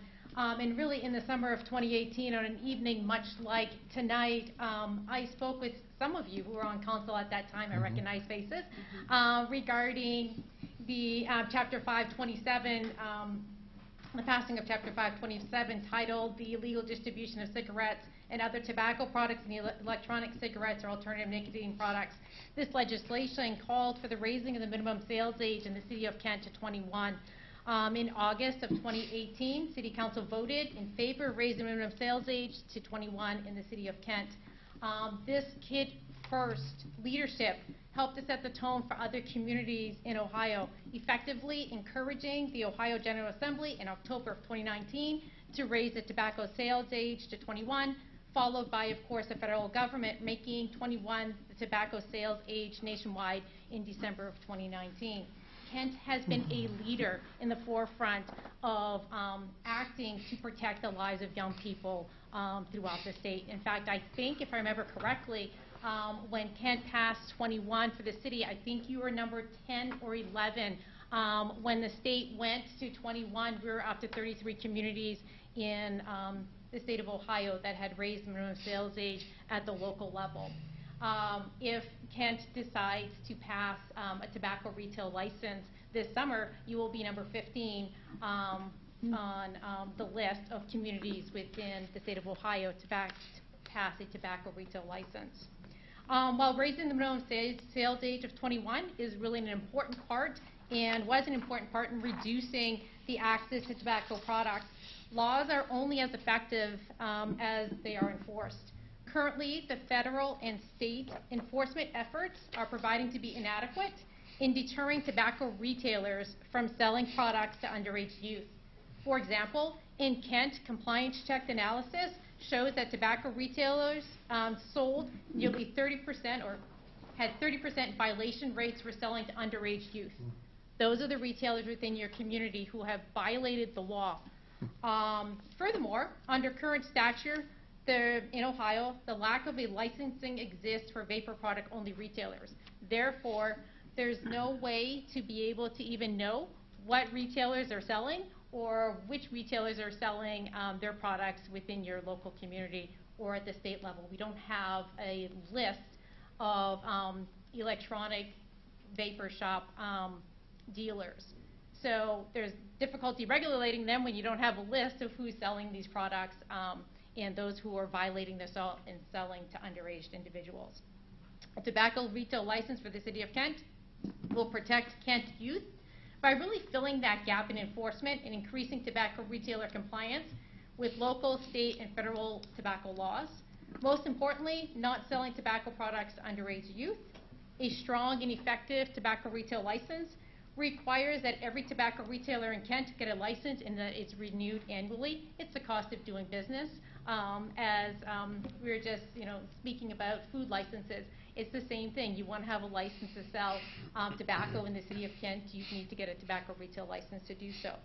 Also, it would fund a robust enforcement efforts with this annual retail license, including minimum of 2 compliance checks per retailer per year. 1 retail compliance check would be to see if they have proper signage, etc. The second retail compliance check would be with underage decoy buys between the ages of 18 and 20 to make sure that these retailers are complying with the law and not selling these products.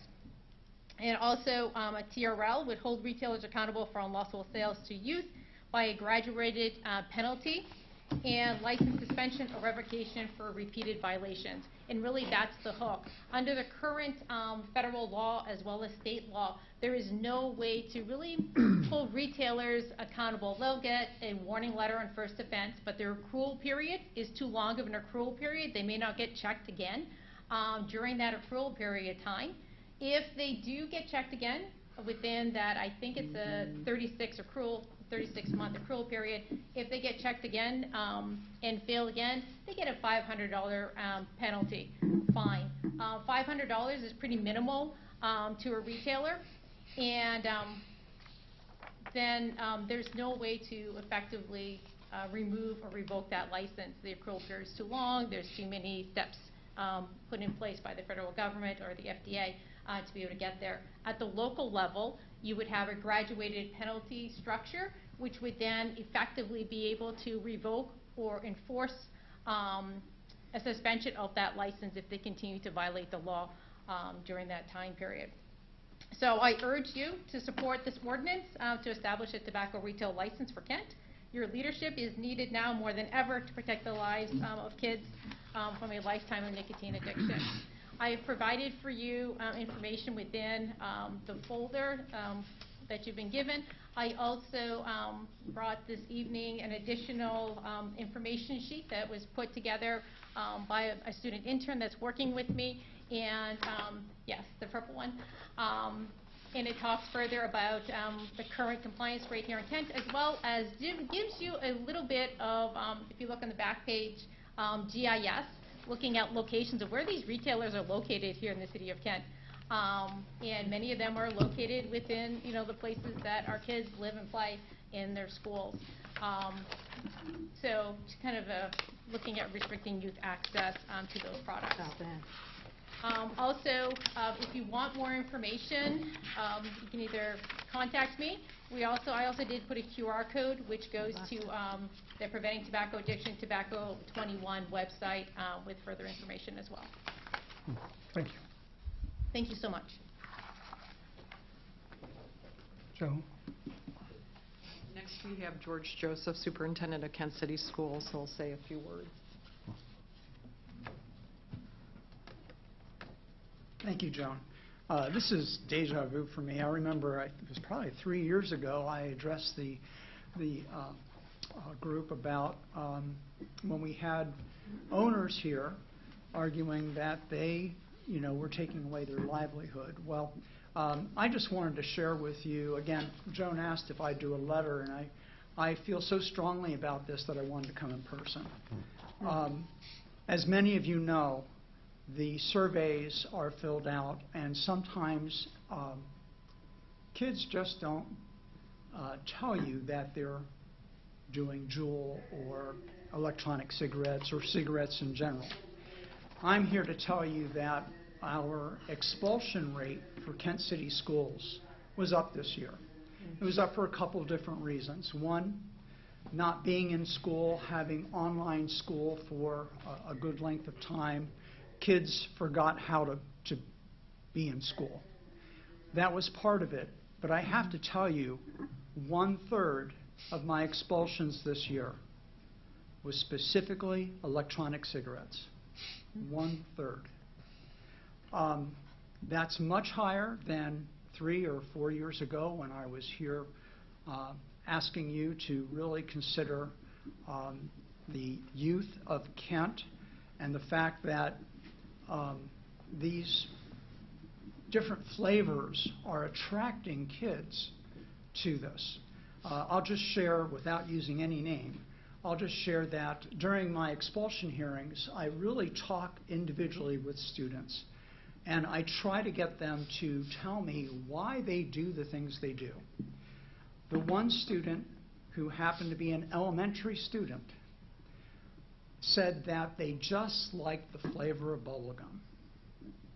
And it happened to be bubble gum flavor.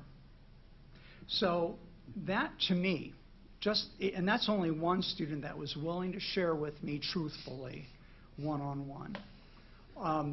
Again, 1/3, I have to say the number would be, and again, this was elevated this year because of other reasons, but that number is in the 20s to 30s, 1/3 of the expulsions.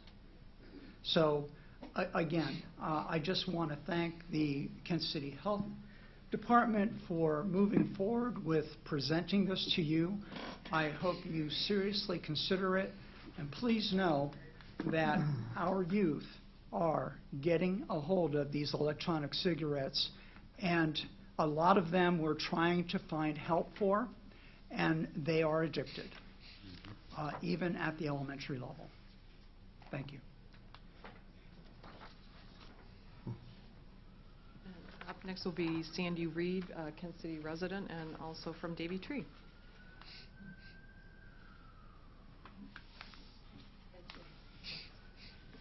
Good evening. I'm here this evening as a Kent resident, but I'm also here as the board chair for Northeast Ohio for the American Heart Association. I really appreciate the fact that you're taking a look at this tonight. Tobacco companies spend millions of dollars, billions of dollars each year marketing their dangerous and addictive products. Throughout the country, we are seeing that existing regulations fall short for several reasons. They don't do enough to reduce the illegal sale of tobacco products to kids or reduce tobacco-related disparities. They fail to address the high concentration of tobacco retailers near schools and in communities of color, neighborhoods of color, specifically Black and Hispanic neighborhoods. Some will state, is it already illegal for kids to buy tobacco products? What difference would retail licensure make? Well, yes, in some cases it is true that retailers unlawfully allow sales of tobacco products to youth. We believe this is due to a lack of enforcement of the minimum legal age for tobacco products. As a result, tobacco retailers are incentivized to continue selling tobacco products to kids. They can own additional profits without facing meaningful consequences for violating the law.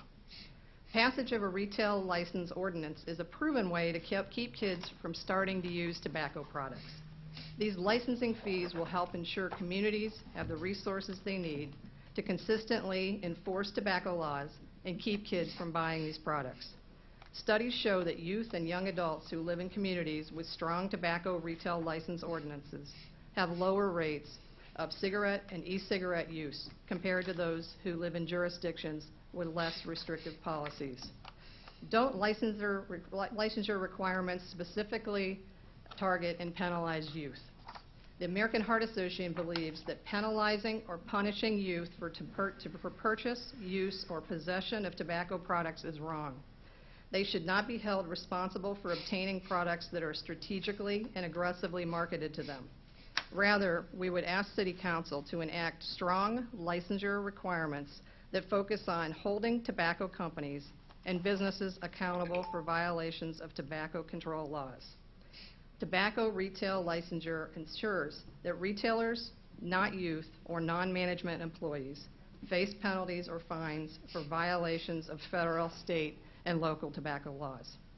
With strong retail licensure requirements, tobacco retailers and the tobacco industry can be held accountable for violations of tobacco control laws.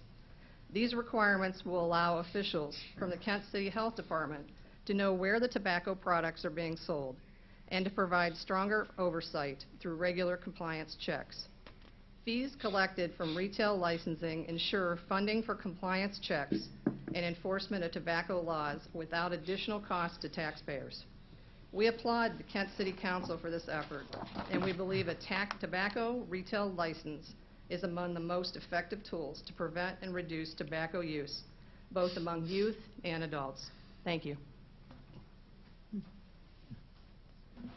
I believe that that's all that we have to present this evening, and I believe on the July 20th meeting we'll have the tobacco retail license policy for you to review and vote on that. Jack, can I ask just a couple more questions? And I'm sorry if I missed it somewhere. So what you're asking for is the council to approve the TRL, but you have yet to establish any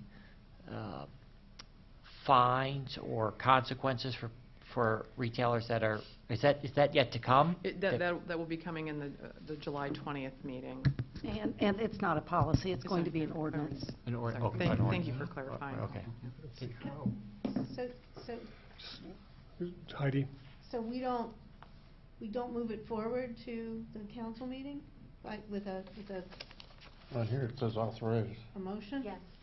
Yes. You do. You do. It's Okay. just that the ordinance was not finalized to put it in the packet. We're not going to see all the details until Yes, I then. believe there is, and Jaleese maybe can answer this. It looked like that she included A model ordinance.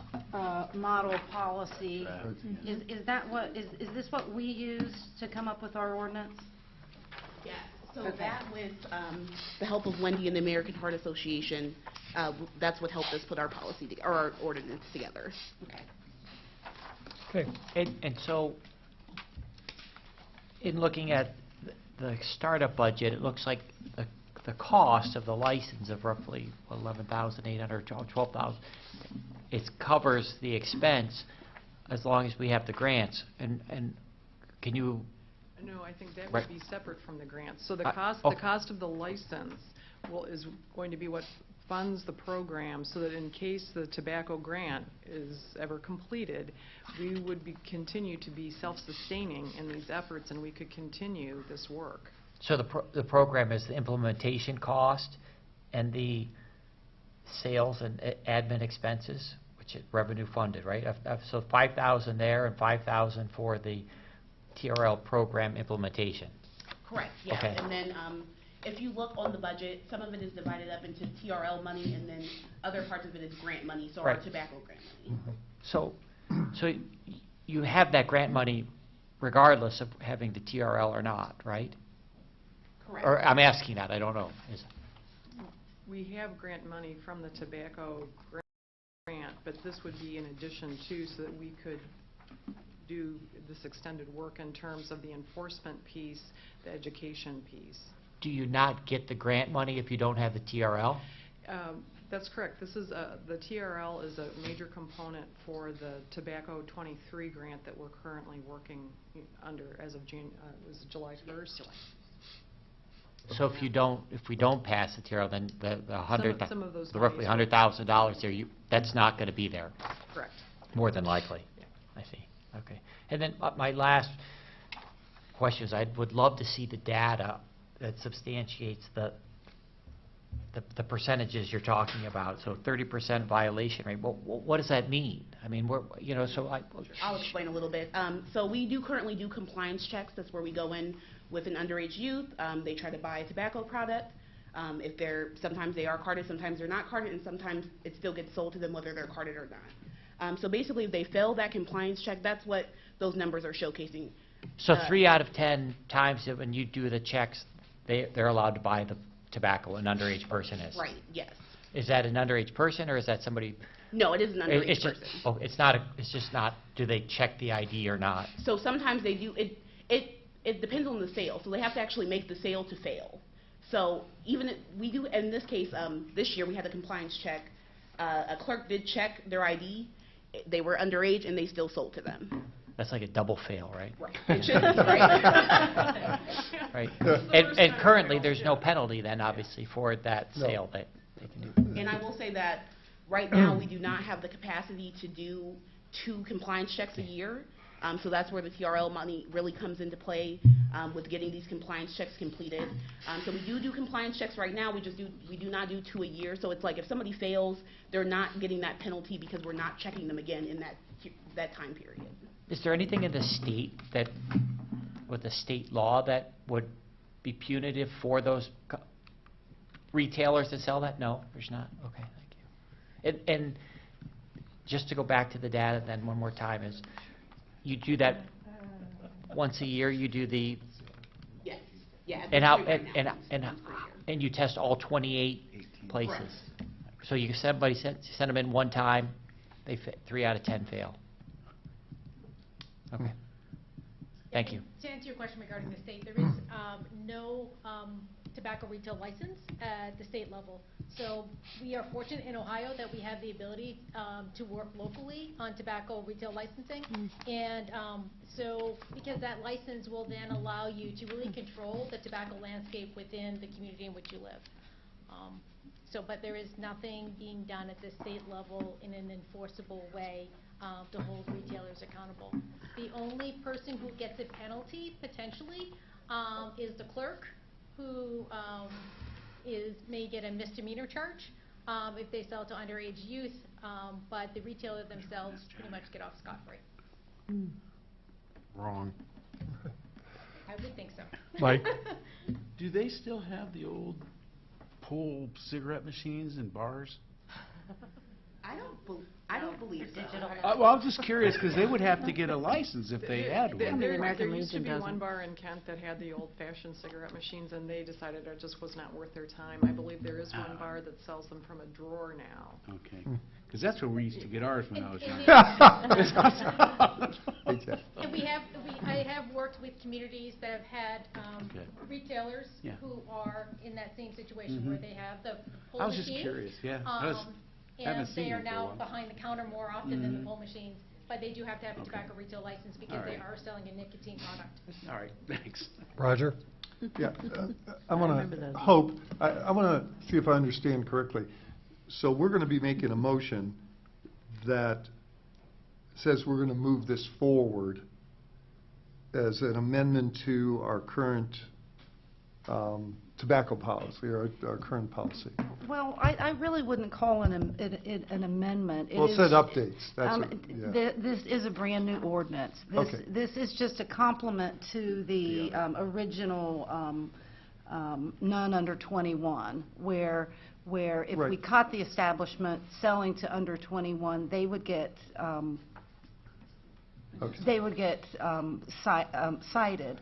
But this is a whole, I'm going to give it a separate chapter number. Okay. Yeah. That's, I guess, what I was asking, because I Yeah. wasn't sure what the motion would be. Yeah, it would be to authorize the ordinance to come forward on the 20th. To vote. To vote on it. If honestly, if you are uncomfortable with that, if you would like to see the actual ordinance, because I have to make a few amendments to it after we've had some emails back and forth. If you would like to wait until August, we've been working on this for so long, I don't think another month. No, I just don't want to screw up the motion to make sure that, make sure that it's done appropriately. So. Do it the same as you would any other. Any other ordinance, yeah, okay. Yeah. Okay. Anybody else from council? Robin? Yeah, then overall, what are we to take from the adoption of this new license model policy? How is that impacting youth in the community at the end of the day? Hopefully it puts some restrictions on their availability to buy these products, so it puts up another hurdle or a roadblock at making it more difficult for them to have access. It won't take away 100% of their access if their parents use these products in the home. they may still have access that way, but at least they won't be able to sell to them. And I know that we've had several complaints from city residents that have said, you know, I've checked my child's debit card, and they're buying as a 16 and 17-year-old, you know. So this, at the end of the day, creates at least ups the level of compliance, then reduces, by doing that, will reduce the participation of some youth in the process. So we'll be looking at, do we have any idea of ultimately what we suspect the numbers might be on something like that? Is there any model that indicates I don't have any projections. the implementation I of also these don't have any programs, what projections, happens? but that is a good question, and that is something that now that the question has been raised, we can look into as we're moving forward. Yeah. Heidi? Yeah, I want to piggyback on that. So looking at measures like expulsion rate due to, you know, smoking and the CHA, you know, have we seen the numbers start to go to decline? You know, that kind of thing, we can look at outcomes, right? Right. And like I said, at this point, we've only decreased it by 0.8% from this year to 2019. Right. So really the enforcement piece is the issue. So what about the surrounding community? Are there other communities, Stowe, Ravenna, the township? I'm hoping that once again that we're going to be setting the trend, and that once we adopt this, that then other communities will say, well, if Kent could successfully do this, we should look at doing this to protect our children as well. Jerry? Just to back up on what Heidi says, there's Kent, then there's Kent. Right. Kent is 9.5 square miles. We have our own health department. The rest of the Kent that uses our zip code as Kent, they're governed under the county health board. So are they going to hopefully use us as a model and expand that? Because our school system is out in that infinity of the other Kent. Yes. And thankfully with the Tobacco 2023 grant, we have partnered with Portage County Health District so that we'll be working more closely with them, and we'll have access to be able to do some of these compliance checks in other cities that are outside of our jurisdiction. Okay. Great. Anybody else? Anybody from the audience? Back to council. I'd move to approve the, what are we calling this now? The update to our city tobacco ordinance as presented. Second. Okay. Comments? Roger? No? Well, I think that it's in line with what we've been doing in the past, and I think it's a fair proposal, but I have the same concerns that Heidi does, that I'd sure like to hear back over the next couple of years that this has made a difference, because too many kids are getting hooked on tobacco at too early of an age, so hopefully this will do something. Okay. Anybody else? All those in, I'm sorry, Heidi? Yeah, I just, you know, I think what Garrett was trying to get at before with some of this line of questioning was about the retailers, and, you know, the concern that, you know, we want to make sure that they're going to be given a positive message and adequate guidance and knowledge and, you know, all that. So I'm glad to see that you have a good budget, and looks like you have a program that you're going to be able to put into place. But I guess, you know, this would be impacting them, so I would hope that they would have an opportunity to weigh in and talk about what they're already doing and how this program might even help them, or maybe we can mitigate some of the harms that they might perceive to be the case. But the benefits clearly outweigh the harms to local businesses, in my opinion. So Robin. I'll vote yes. Robin, I'm sorry. Yeah, I think it's a real good starting point for us. Again, Kent initiating this in this area is a real positive, indicates, again, Kent taking a leadership role in something, especially dealing with the youth. One of the big concerns I had before was, I remember the people came in, the gentleman spoke to it, about the vaping. And they came in, not addictive, we don't have any information, and some of us on council actually went for that, bought into it, because we just didn't see, I kind of wondered about that. We just didn't see at the time where that could lead and how that could end up creating, and how could you miss this when you're talking about flavors for kids? Wow. But and now we're talking about all the other implications, expulsions, all these things. We have to do better, and this I believe is a good beginning point for us as a city and as a community, as the mayor pointed out. Hopefully this reaches outside of the Kent area, metastasizes to other communities. It'll be helpful there, but I love the prospect that we're stepping out early. We've got a plan in place, budgeted program. We do have to get the information and the data to the degree that we can to show how this does impact our young people and the community in general.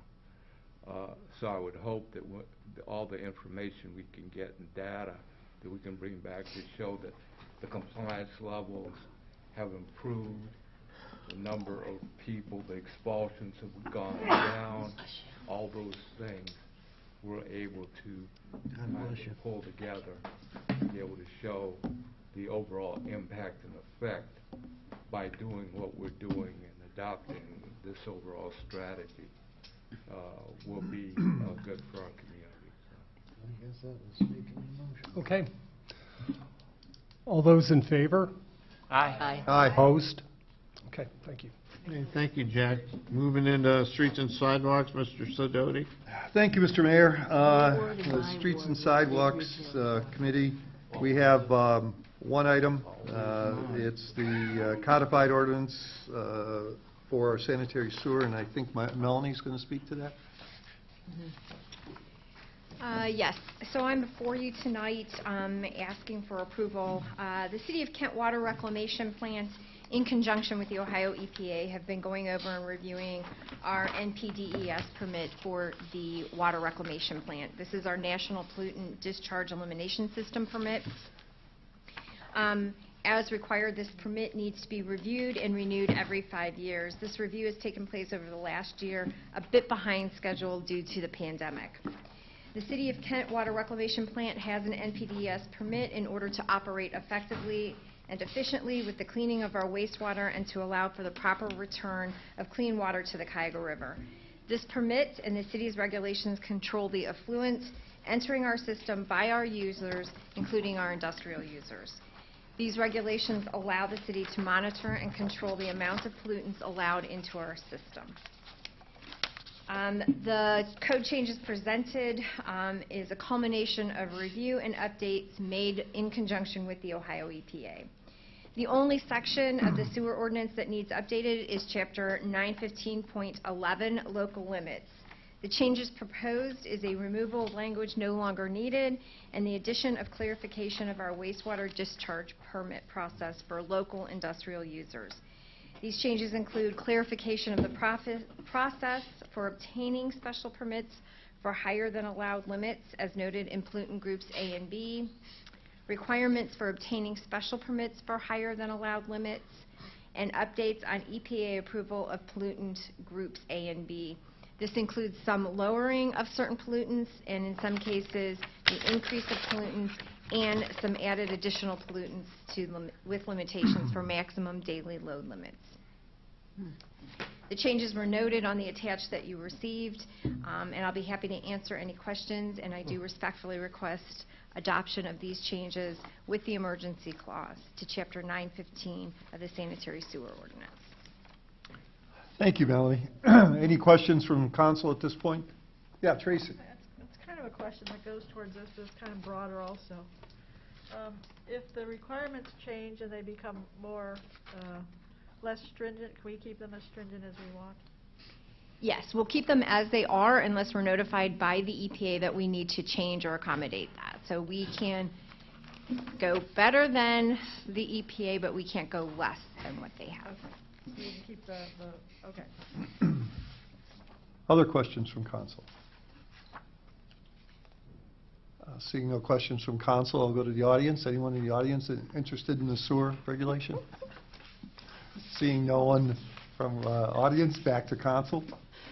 I move to, how would you like me to phrase it? I move to approve. Adopt the changes. Adopt the changes. Thank you very much. I move to adopt the changes. With the emergency? With the emergency, yes. Okay. Thank you. Second. Any other comments, Gwen? No, thank you. No? Okay. All those in favor signify by saying aye. Aye. Those opposed, like sign. There you go. Thank you. Okay, thank you, Mr. Sidoti. Finance Committee, Mr. DeLeon. Health Department grants, there she is again. So very expediently, I just want to let you know that City of the will be awarded $132,000 for the tobacco use 2023 grant. We also had the full amount of the Healthy Eating and Active Lifestyle grant, also known as HEAL, for $10,000. And then just this afternoon, I was notified that we did receive the full amount for the Falls Prevention Grant, a total of $4,000 for that. So I'm very excited. We're still waiting to hear about the Community Health Worker Grant. Again, that will not be any money, but that would be a free labor, so to speak, that would help help us assist in our community outreach. So the total dollars of these grant awards would be $171,000, and I respectfully request that the City Council move to accept these grant funds. Questions? Imagine if we didn't. That was a good question. That was a statement. Seeing none, anybody in the audience? Back to council. I would like to move to accept the grant funding as presented. I'll second. With the emergency clause. I'll second. Second by Jack. Further? Yeah, I want to just commend you on the grants that you've applied for, and that, you know, it's a really positive thing, and I see now why we need a grants administrator / coordinator or whatever the title is. So that's a wonderful thing, and I remember not long ago we were pushing back against elimination of the health department, and this is an example of why it's so important to have a health department that is developing innovative programs that can really serve the city residents and serve as a leader for the other communities. So. Jack, do you have anything? Yeah, I work with Joan and the board, and I have to tell you, it's fantastic. She does a fantastic job. The whole department. Thank you. Roger? Yeah, I'd like to indicate that community health seems to have taken a quantum leap in Kent, and I think a lot of that has to do with your leadership, Joan. And I think there's an example where we're beginning to draw dollars into our community to really focus on that community health piece. And all those items that you talked about, that's what it was about. So, yeah, appreciate it. Thank you. Thank you all so much. Further? Really, it's a team. I have great people working with me. Well, you hired them. Further from council? All those in favor? Aye. Aye. Opposed? Passes. Thank you, Jim. Disposal or call recorder server. Who's going to do this? Okay. I'm here to request the approval for the disposal of the police department call recorder. This call recorder contained data from 2012 to 2017. I have worked with Captain Ennemoser at the police department to verify that all data on there has exited its required retention period. Just requesting to recycle the husk and then have the drives themselves with the data on them properly destroyed. Further questions? I have a question. You have a question? What's the husk? This just seems, I don't remember ever having to approve this kind of We request. did it not too long ago. We did? You did, Okay. and you haven't actually recycled any ancient technology in quite some time. So we're working to pull a We're lot probably of that still out. using We're still that's using why. it, exactly, we're still using it. Tell us We about are the data. diligently working to remove older systems and upgrade them as necessary. Thank goodness. So you probably haven't in some time, but Yeah, I thought maybe it was the data, that the fact that we're wiping the data is what we partially have to because of the data as prove well. up. Because it was the call recorder for the police department, I felt it especially appropriate to request approval Yeah. for that destruction. Thank you. Further questions? Anyone from the audience? Back to council. Move to authorize with the emergency. Second. Thank you. Discussion? All those in favor? Aye. Opposed? Thanks, Nick. Thanks. Trash it. Chief Myers. Chief Myers, all right. Now, he's selling stuff. The police department just trashes it, huh? Well, that's a good way of looking at it, right? Very good. So we're looking at some old self-contained breathing apparatus. That's the air tank that you'll see on the back of the firefighters.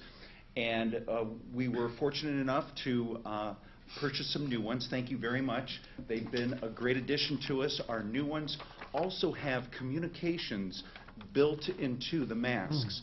This has made a huge difference for us communicating.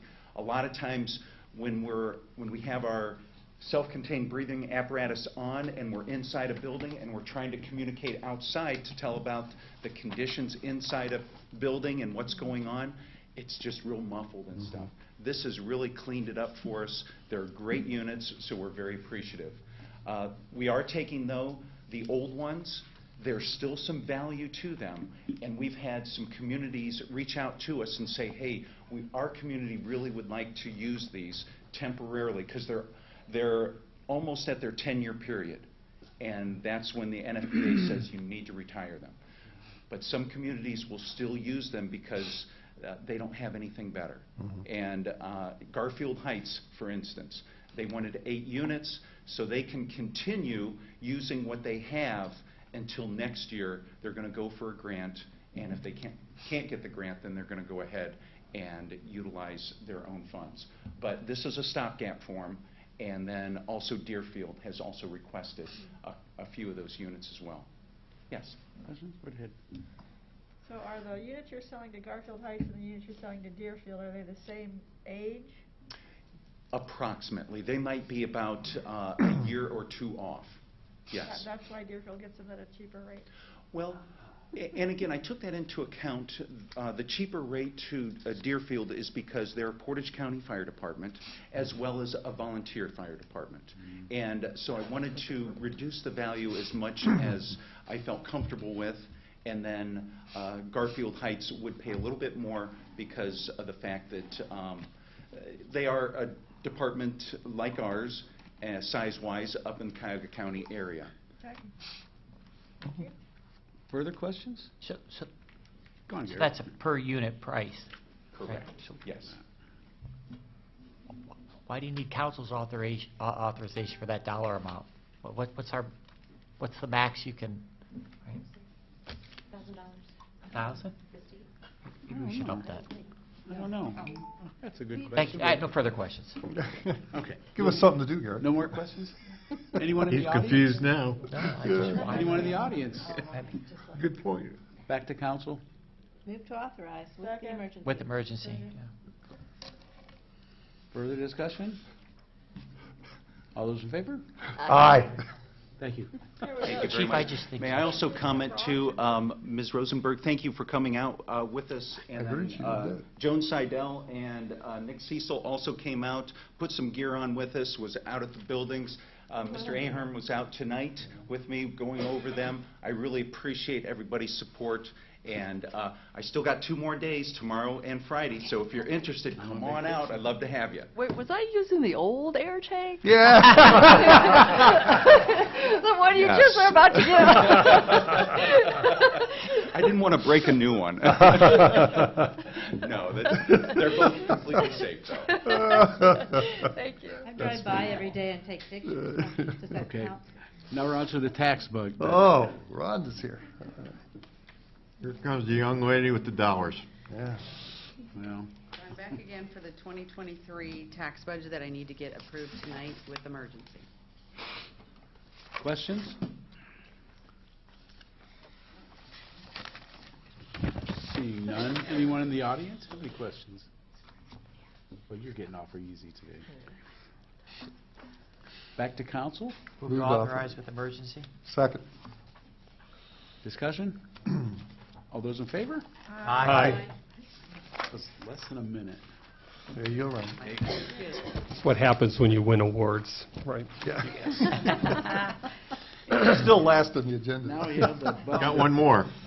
I'd have to flip the page. All right. The page. Budget appropriations. Right. So you have a memo that I wrote on June 28th to city manager regarding a budget appropriation amendment number 4. And basically this is, for the most part, everything that was discussed tonight is the larger items. Questions? Anyone in the audience have any questions? Back to council. Authorize with emergency. Second. Discussion? All those in favor? Aye. Thanks, Rhonda. Thank you. Now, Okay, we're done with the committees tonight. We have to go into a special council meeting. Would the clerk read the roll? Mr. Amrine? Here. Mr. DeLeon? Here. Mr. Ferrara? Here. Ms. Rosenberg? Here. Ms. Schaefer-Bish? Yes. Mr. Sidoti? Yes. Mr. Turner? Yeah. And Ms. Wallach? Need a motion to excuse Mr. Kuhar. So moved. That would be Second. yes. Who seconded it? Second. Mike seconded. Any discussion? You go into a special. No discussion. What's this? No discussion. All in favor, signify by saying aye. Aye. Aye. Opposed, same sign. I need a motion to authorize draft number 2022-070. So moved. Second. Second by Gwen. Is there any discussion? We need a roll call for that, or just... All in favor, signify by saying aye. Aye.